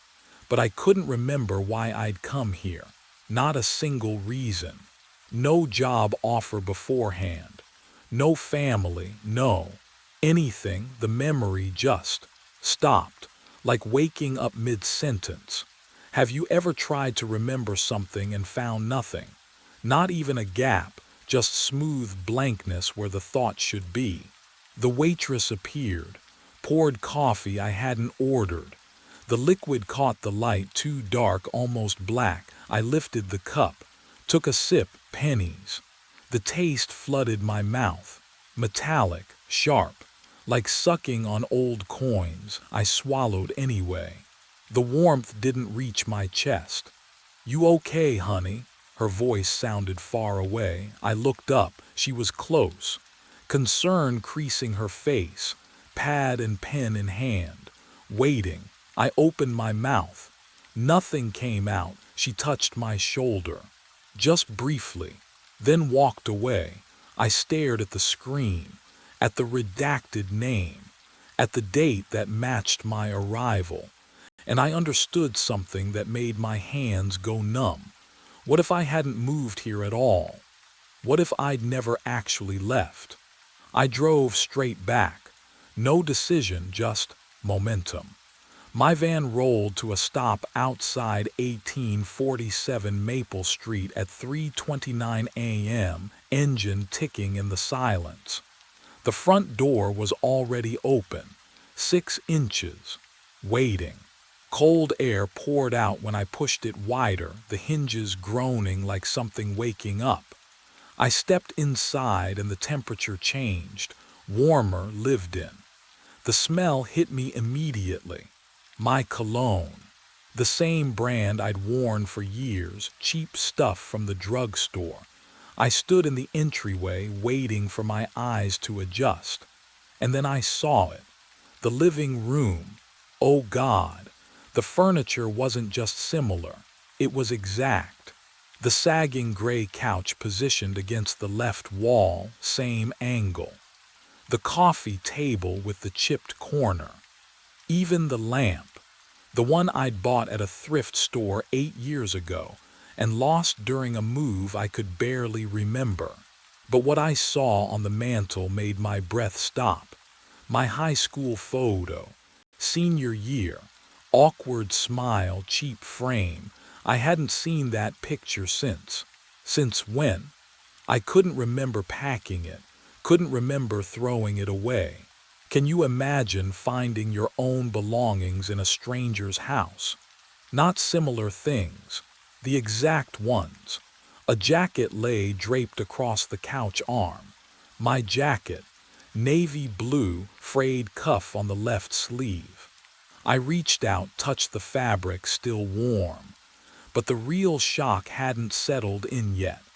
Because that's when I heard it, a creak, below me, beneath the floorboards.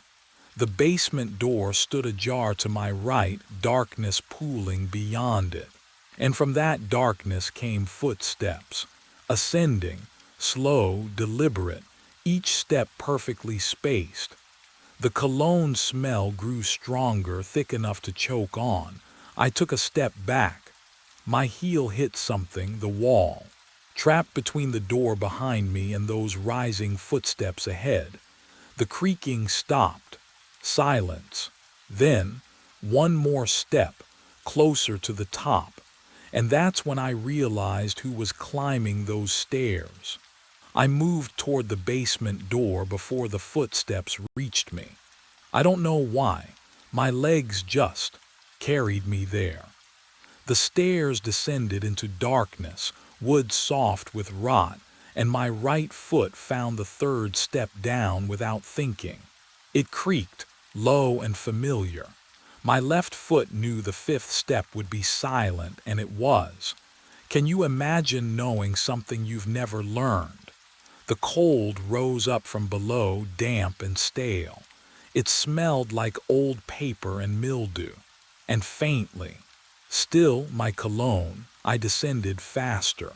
The footsteps above had stopped, or maybe they were waiting. At the bottom, I fumbled for a light, found the pull chain exactly where my hand expected it.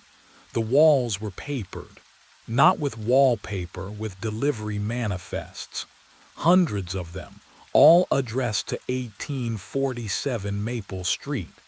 I stepped closer, fingers brushing the yellowed edges, dates going back years.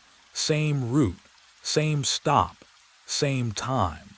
3:29 a.m. over and over, stamped and signed and completed. But what I saw in the corner made my throat close. A cot, army surplus, green canvas. My wallet sat on the thin mattress, my keys beside it. My phone, same cracked screen, spiderweb fracture across the top right corner, resting face up. I pulled my phone from my pocket, checked the crack. Identical. I looked back at the cot. 7 phones, arranged in a neat row. 7 wallets. 7 key rings, all mine. Each one tagged with a strip of masking tape. Dates written in block letters, my handwriting. The oldest was from 6 years ago. The newest was from yesterday. I heard the creak behind me. The 3rd step. Then silence where the 5th step should be. Someone else's feet knew these stairs just as well as mine. The footsteps stopped. I turned, slowly. Every joint felt rusted. He stood 3 steps from the bottom, same height, same build, same courier jacket, threadbare at the elbows, his face. Oh God, his face was mine. Down to the scar above my left eyebrow from a childhood bike wreck. But his eyes were wrong, hollow, like someone had scooped out everything behind them and left only the shape. You opened it, he said. My voice. Exactly my voice, same rasp from too many energy drinks, same flat Midwest vowels. The sound made my skin crawl. Stay back. My hand found the edge of the workbench. Cold metal, real. Stay the hell back. He didn't move. Just tilted his head the way I do when I'm exhausted, when I've been driving too long. You won't run. I didn't either. None of us did. None of. What are you? Tyler Brennan. He stepped down once. The stair didn't creak under his weight. 32, born in Decatur. Moved here 6 years ago for work. Can't remember why. That sound right. My throat closed. You never left, he continued, voice flat as highway asphalt. The first delivery. You came to the door at 3:29. You knocked. I answered. You handed me the package. And then you stepped inside, just for a second, just to ask a question. You don't remember. Neither did I. He reached the basement floor. The cologne smell thickened. My cologne. The loop needs a body, Tyler. Someone to stay. Someone to wait for the next one. But what he said next would rewrite everything I thought I understood. Every Tyler delivers packages for a week. 67 stops. Same route. Then the USB shows up. Then you watch yourself. Then you come inside. He gestured at the manifests covering the walls. And then you become me. The one who waits. The one who hands off the drive. The one who explains it to the next version. I backed against the workbench. My hand brushed one of the phones, still warm. That's insane. I'm not, you are. His hand went to his pocket, pulled out a delivery manifest, unfolded it. Read the stops. I didn't want to. My eyes dropped anyway. 67 addresses, all familiar, all burned into my nightly muscle memory. He stepped closer, close enough I could see the burst capillaries in his eyes, the same ones I'd noticed in my rearview mirror yesterday. "Count them," he whispered. My lips moved. 67 stops, 67 nights, 67 failed attempts to break the pattern. "How many times?" I breathed. His smile was mine, exhausted, defeated. "How many phones did you count?" "7. 7 phones, 7 wallets, 7 sets of keys." But the oldest manifest on the wall was dated 6 years ago, and there were hundreds of them pinned in yellowing rows. The math didn't add up, unless, oh God, unless every 7 cycles something reset, something erased. He leaned in. His breath smelled like mine after a long shift, stale coffee and desperation. "Tomorrow," he said, "a new driver gets the address added to his route, a simple drop-off, same time nightly, and you'll be the one standing here, waiting to explain why he can never leave." My pulse hammered against my temples. Why does it need this? I don't know. For the first time his voice cracked, human, terrified. "I've been here 6 years, Tyler. 6 years in this basement, waiting, and now you're here. And I can finally—" He stopped, listened. Upstairs, a door creaked open. Footsteps crossed the living room floor, slow, methodical. Someone else was in the house. His hollow eyes went wide. "No," he whispered. "Not yet. You haven't chosen yet." Chosen what? But I already knew, could feel the answer crawling up my spine like cold fingers. Only one of us was leaving. The footsteps overhead stopped directly above us. Dust sifted through the floorboards. I tasted it on my tongue. Gritty and familiar. The other me, the hollow-eyed one, didn't move. Just stood there holding the USB drive between us. His cologne mixed with something else now, decay, 6 years of it soaking into his skin. "He'll come down," he whispered, "just like you did." My throat closed. "Who?" "Tonight's Tyler." The porch light cut out. Total darkness. I heard the basement door creak open above. Footsteps on the stairs. Slow, deliberate. Every third step groaning under weight I recognized as my own. The other me pressed the drive into my palm. Cold metal, sharp edges. "You take this. Or you stay, that's the choice." "What happens if I—" "Then tomorrow a new driver gets this address added to his route." His voice cracked. "And you wait here 6 years, maybe more. Until you're ready to pass it on." But I understood now what he hadn't said yet, what the video already knew. There was no escaping, not really. The footsteps reached the bottom. I couldn't see him, but I smelled my own cologne. Fresh. The version I'd put on 11 hours ago at the start of my shift. He was still warm, still thought this was just a delivery. "Which one?"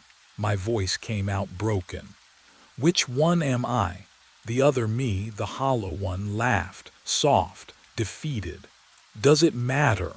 The porch light flickered back on, pale yellow glow seeping through cracks in the ceiling. I looked down at my hands. 7 phones lined up on the cot beside me. I didn't remember sitting down. The van idled outside. Someone else was driving it now. I heard my full name at 2:47 in the morning. Not Kyle, not "Hey man," Kyle Andrew Mercer, whispered through the monitors like someone stood inches from microphone 3. I froze. My coffee had gone cold hours ago, and the booth smelled like stale air and circuit boards. Studio B sprawled beyond the glass, empty. Every shadow exactly where it should be. I rewound the feed. My fingers felt numb on the mixing board, that particular cold that comes from being awake too long in a room without windows. The waveform spiked at 247. I isolated the audio and hit play. Kyle Andrew Mercer. The voice was barely there. A breath shaped into syllables, but it knew my name, my full name. I leaned closer to the monitors, and the hum of the equipment seemed louder than it should be, vibrating against my sternum. I played it again. Kyle Andrew Mercer, 1422 Ashland Avenue, apartment 7, my address. The room tilted. I gripped the edge of the desk. Who would know that? I'd worked here for 3 months. Never mentioned where I lived. Ray barely knew my last name. The overnight shifts were supposed to be simple. Monitor the automated recordings, log any glitches, go home at dawn. I rewound further. Found another spike at 238. Colleen. Your mother's name is Colleen. What would you do? Hearing something that shouldn't exist, something that knows you in a way nothing should. My hands started shaking. Not a tremble. A full shake that made the mouse click twice when I tried to save the file. I saved it anyway.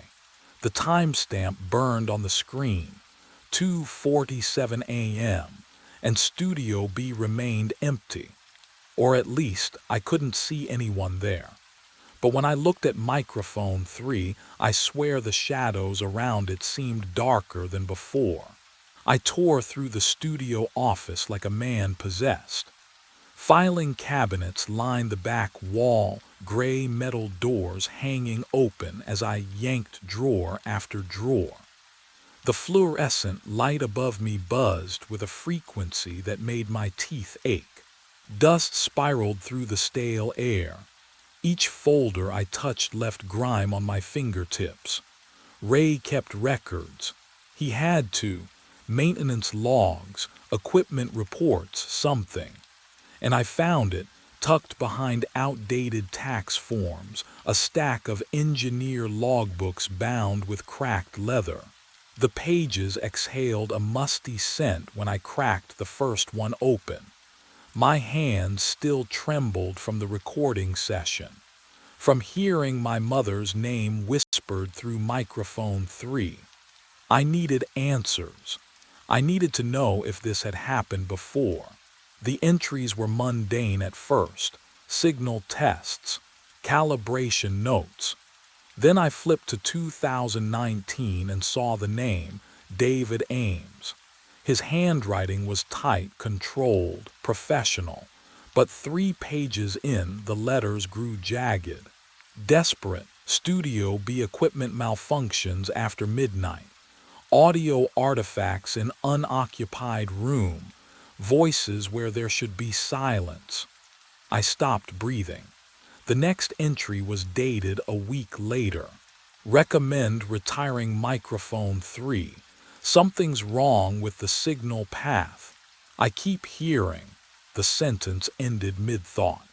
The page after it had been torn out, ragged edges still clinging to the binding. David Ames never wrote another entry. No resignation letter in his file.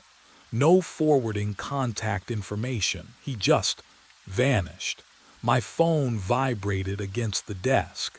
Sarah's name lit the screen. 3rd call tonight. I let it go to voicemail, my eyes locked on that torn page. What had David heard? What made him rip out that final entry? The fluorescent light flickered. Once. Twice. In the sudden dimness, I noticed something I'd missed. David's last visible words were written in ink that looked too fresh for 6 years old, almost wet in the half-light, and beneath his signature in letters so faint I almost missed them, 2 words were scratched into the paper. Don't play. I stopped going home. The first night after finding that logbook, I dragged a folding chair into the sound booth and waited. The hum of the ventilation system pressed against my eardrums like a hand over my mouth. Studio B sat beyond the glass, dark except for the red standby light on microphone 3, glowing like an eye that never blinked. 2:47 a.m. arrived with a whisper, softer this time, just my name. Kyle. I had every channel isolated, every frequency mapped. My fingers flew across the mixing board, carving out the voice from the ambient noise. The waveform on the monitor showed a pattern, regular, rhythmic, like breathing. Sarah called at 3:15. I watched my phone vibrate across the console, her name lighting up the screen. I didn't reach for it. Couldn't. Because the whisper came again, and this time it said, "Please, would you have answered? Or would you have done what I did? Leaned closer to the speakers, turned the volume up until that single word filled your skull." Night 2, night 3. I brought coffee that went cold, brought food I didn't eat. The studio smelled like stale air and my own sweat, sharp and sour. Sarah stopped calling, started texting instead. "Are you okay? I'm worried." "Kyle, please." The whispers grew teeth. They came earlier each night. 2:50, 2:49. Louder, more desperate, clawing through the static. I mapped every occurrence, built a database of fragments, syllables that almost made sense. Then, on the 7th night, at exactly 2:47 a.m., microphone 3 captured a complete sentence. My blood went cold as I played it back. "Release me from the playback loop." The voice wasn't asking. It was begging. And I realized, oh God, can you imagine? Someone was trapped inside the recording itself. But what I didn't know yet was that David Ames had written those warnings for a reason I couldn't escape. I spent the next 4 hours isolating frequencies. My fingers moved across the mixing board until they cramped, pulling the voice out of the static layer by layer. The hiss peeled back like dead skin. The booth smelled like burnt coffee and the ozone tang of overheated equipment. I hadn't opened a window in days. At 5:30 a.m., the voice came through clean. "My name is David Ames." The words were crisp, cold. "If you're hearing this, you've gone too far already." I froze.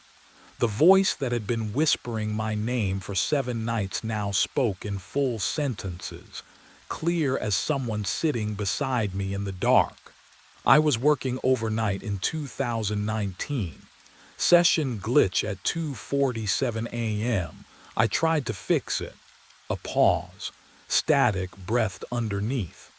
I looped my own voice into microphone 3. Didn't realize what I'd done until the audio distorted. Screaming erupted through my headphones. I ripped them off, but the voice continued through the monitor speakers. "Trapped inside the playback. 6 years, Kyle. 6 years of cycling through the same moment. Over and over, you have to release me." My hands shook. He knew my name. Of course he did. He'd been whispering it all week. But hearing it now in this calm, desperate plea, "Play the file at 2:47 a.m. Route it through the main speakers. That's the only way out." The recording ended. Silence pressed against my eardrums like water. I sat there, staring at the waveform on the screen, watching it pulse with each breath I took. Could a consciousness really be trapped inside a sound file? What would you do if someone begged you for help from inside a machine? I should have walked away. Called Ray, called Sarah, hell, called anyone. But I didn't. Something in David's voice hooked into my chest, a loneliness that mirrored my own. I thought about him cycling through that same instant for 6 years while the world moved on without him, while people forgot, while his warnings in the logbook gathered dust.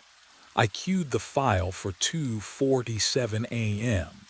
The timestamp glowed green on my monitor.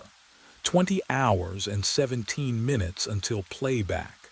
I leaned back in my chair and the leather creaked in a way that sounded almost wrong, too wet, too organic. My phone buzzed. Sarah's name lit the screen. I let it go to voicemail. Outside, dawn crept through the parking lot, but I didn't leave. I couldn't. The file sat there in the queue, waiting. David Ames waited inside it, counting down the seconds until I freed him. I just had to press play. But something about the way the booth smelled now, like copper beneath the coffee, made me wonder if freedom was really what waited at 2:47. The clock reads 2:46. My finger hovers over the play button. 20 hours of waiting collapse into 60 seconds. The booth smells like stale coffee and ozone, something electric beneath the familiar. I can hear my own breathing through the headphones, too loud, too fast. 2:47. I hit play. The speakers erupt. Not David's voice. Mine screaming, begging. Words I never spoke tearing through the air. Please, no, please, God, someone help me. I've been here for years. I can't get out. I can't. My throat is dry. I'm not speaking. But that's my voice. My exact inflection. The way I swallow between words. The mixing board vibrates under my palms. The overhead lights flicker. Studio BS soundproof door rattles in its frame like something is trying to escape. Or get in. Can you imagine hearing yourself beg for mercy when your mouth is shut? The monitors flash white.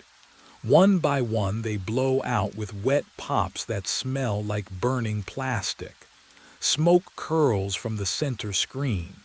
Silence. Total. Absolute. The kind of quiet that presses against your eardrums. Then, footsteps. Soft. Deliberate. Coming from inside Studio B, I press my face against the booth window. The glass is ice cold despite the summer heat. Through the dim emergency lighting, I see a figure standing at microphone 3. Same height as me. Same build. The air around it shimmers like heat waves over asphalt. My hand finds the window. Breath fogs the glass. The figure turns. Oh, it's wearing my face. It started walking toward me. Each footstep echoed through Studio B. Deliberate, measured, like someone remembering how legs worked. The burnt plastic smell still clung to the air, mixing with something else now, something metallic and sharp that coated the back of my throat.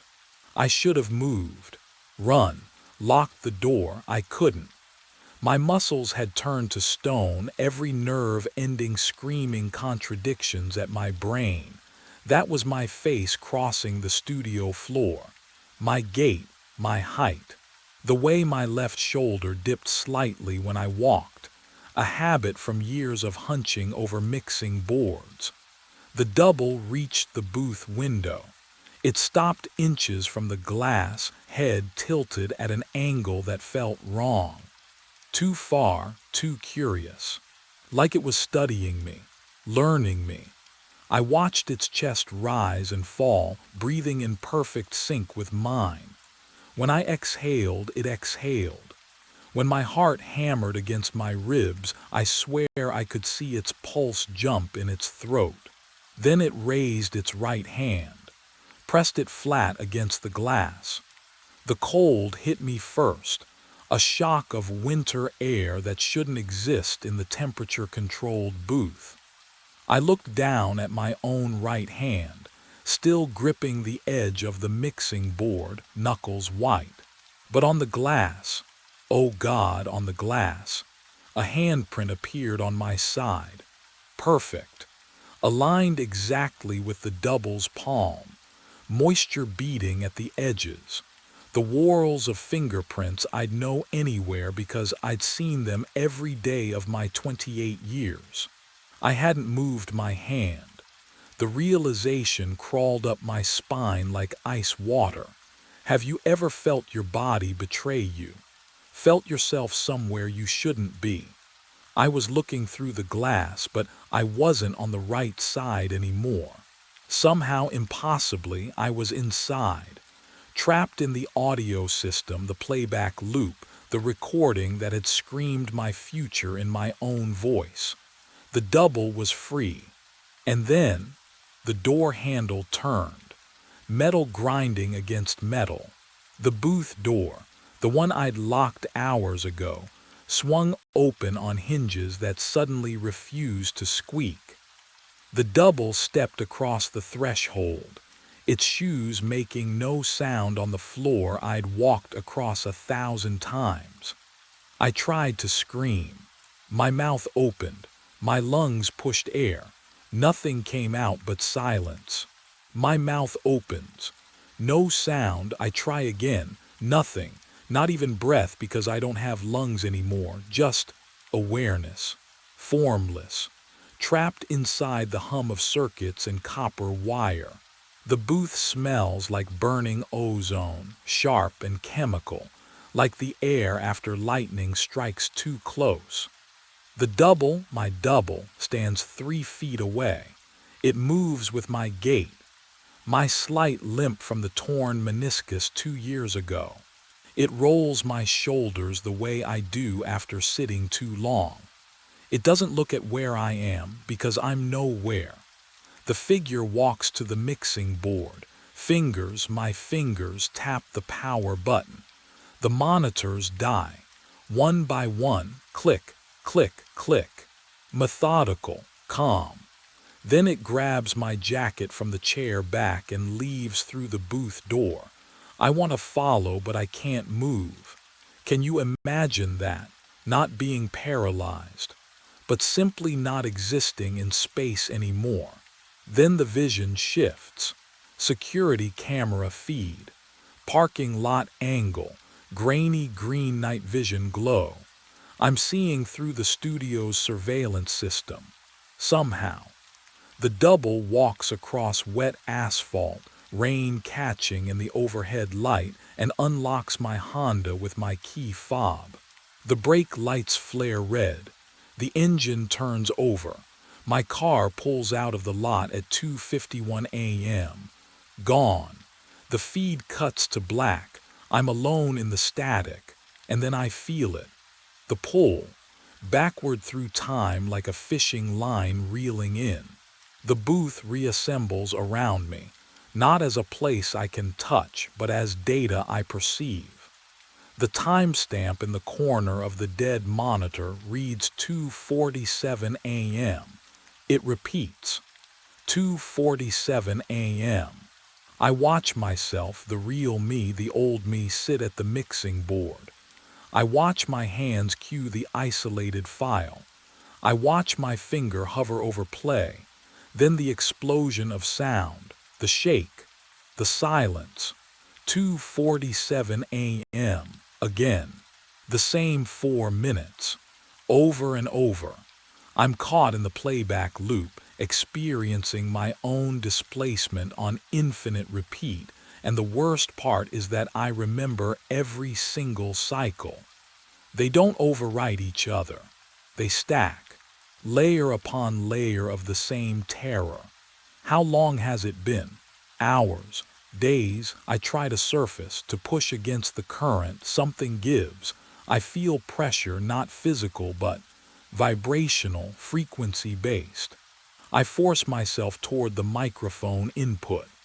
Toward microphone 3 in Studio B I surface, gasping. But I'm not breathing. I'm pulsing through the diaphragm, vibrating the air itself, and for one brief second I exist as sound instead of silence. Then the loop catches me again and drags me back under, but I'd felt it. The edge. The possibility of reaching whoever comes next. The question was whether they'd listen, or whether they'd make the same mistake I did. I focused everything I had on microphone 3. The connection felt like threading a needle in the dark. My consciousness, if I could still call it that, compressed into a single point. A whisper, a breath. I pushed myself toward the cold metal mesh of the microphone in Studio B, feeling the electrical hum beneath its surface.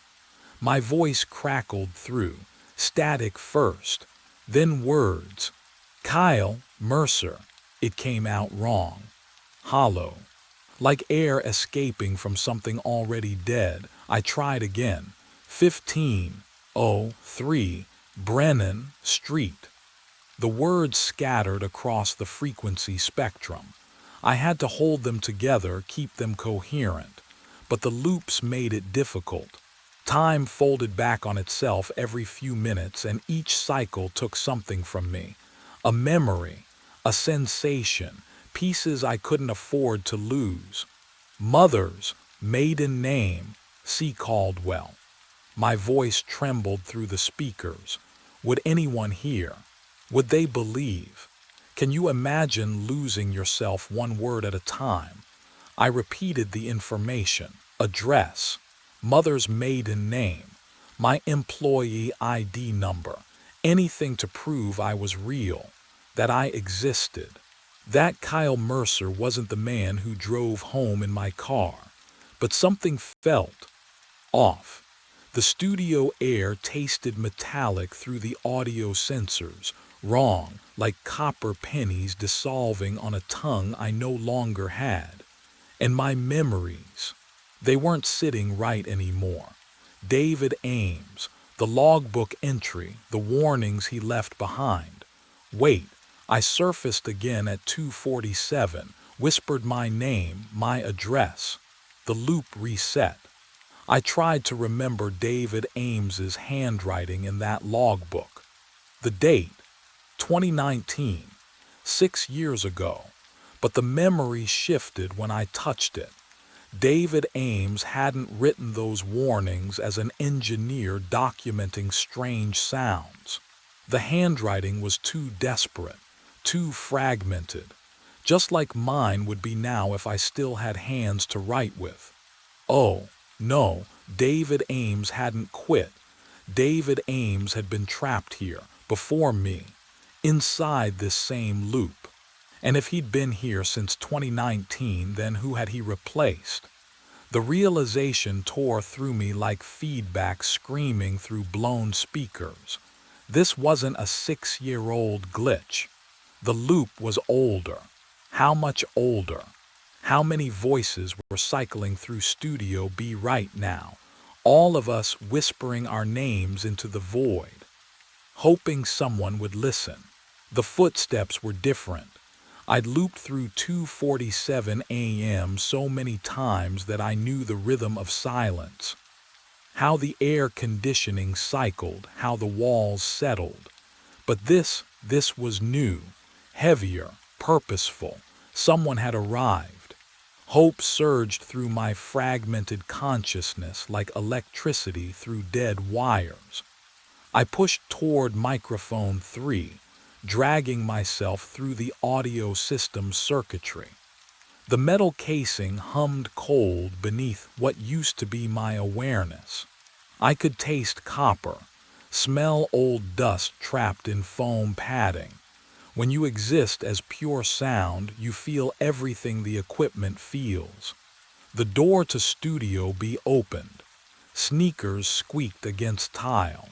A woman's voice, young, muttered something about the thermostat.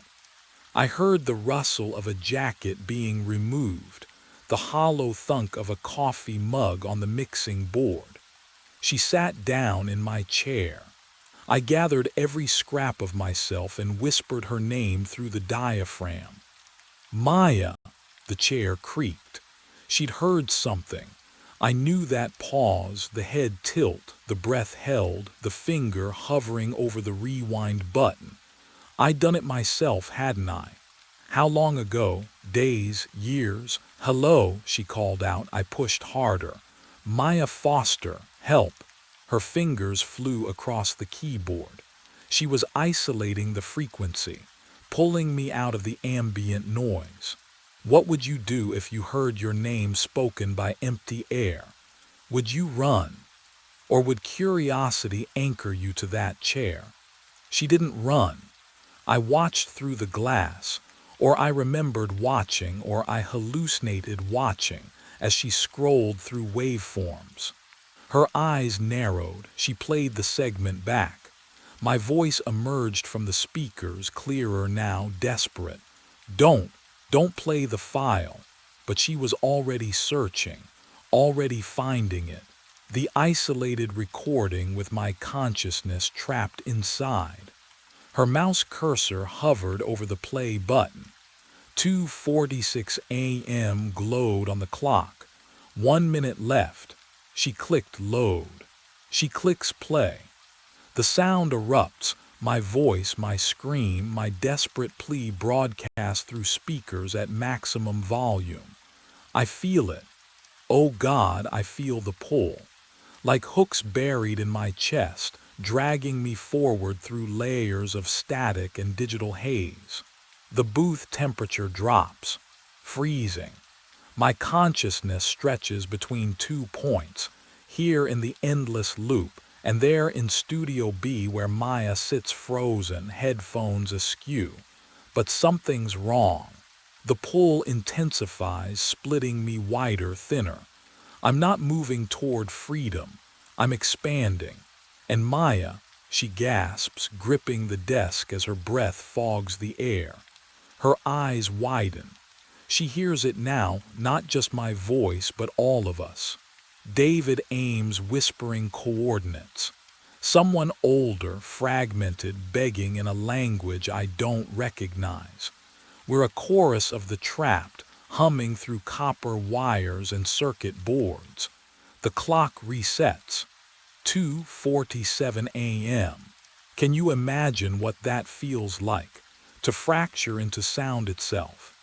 Maya stumbles backward, but she doesn't leave. She just stares at microphone 3, listening. Somewhere beyond these walls, my doppelganger wakes in my bed, my apartment, my life, Sarah's warmth beside him. He'll brush his teeth with my toothbrush, drive my car, live, and I'll surface again next week, next month.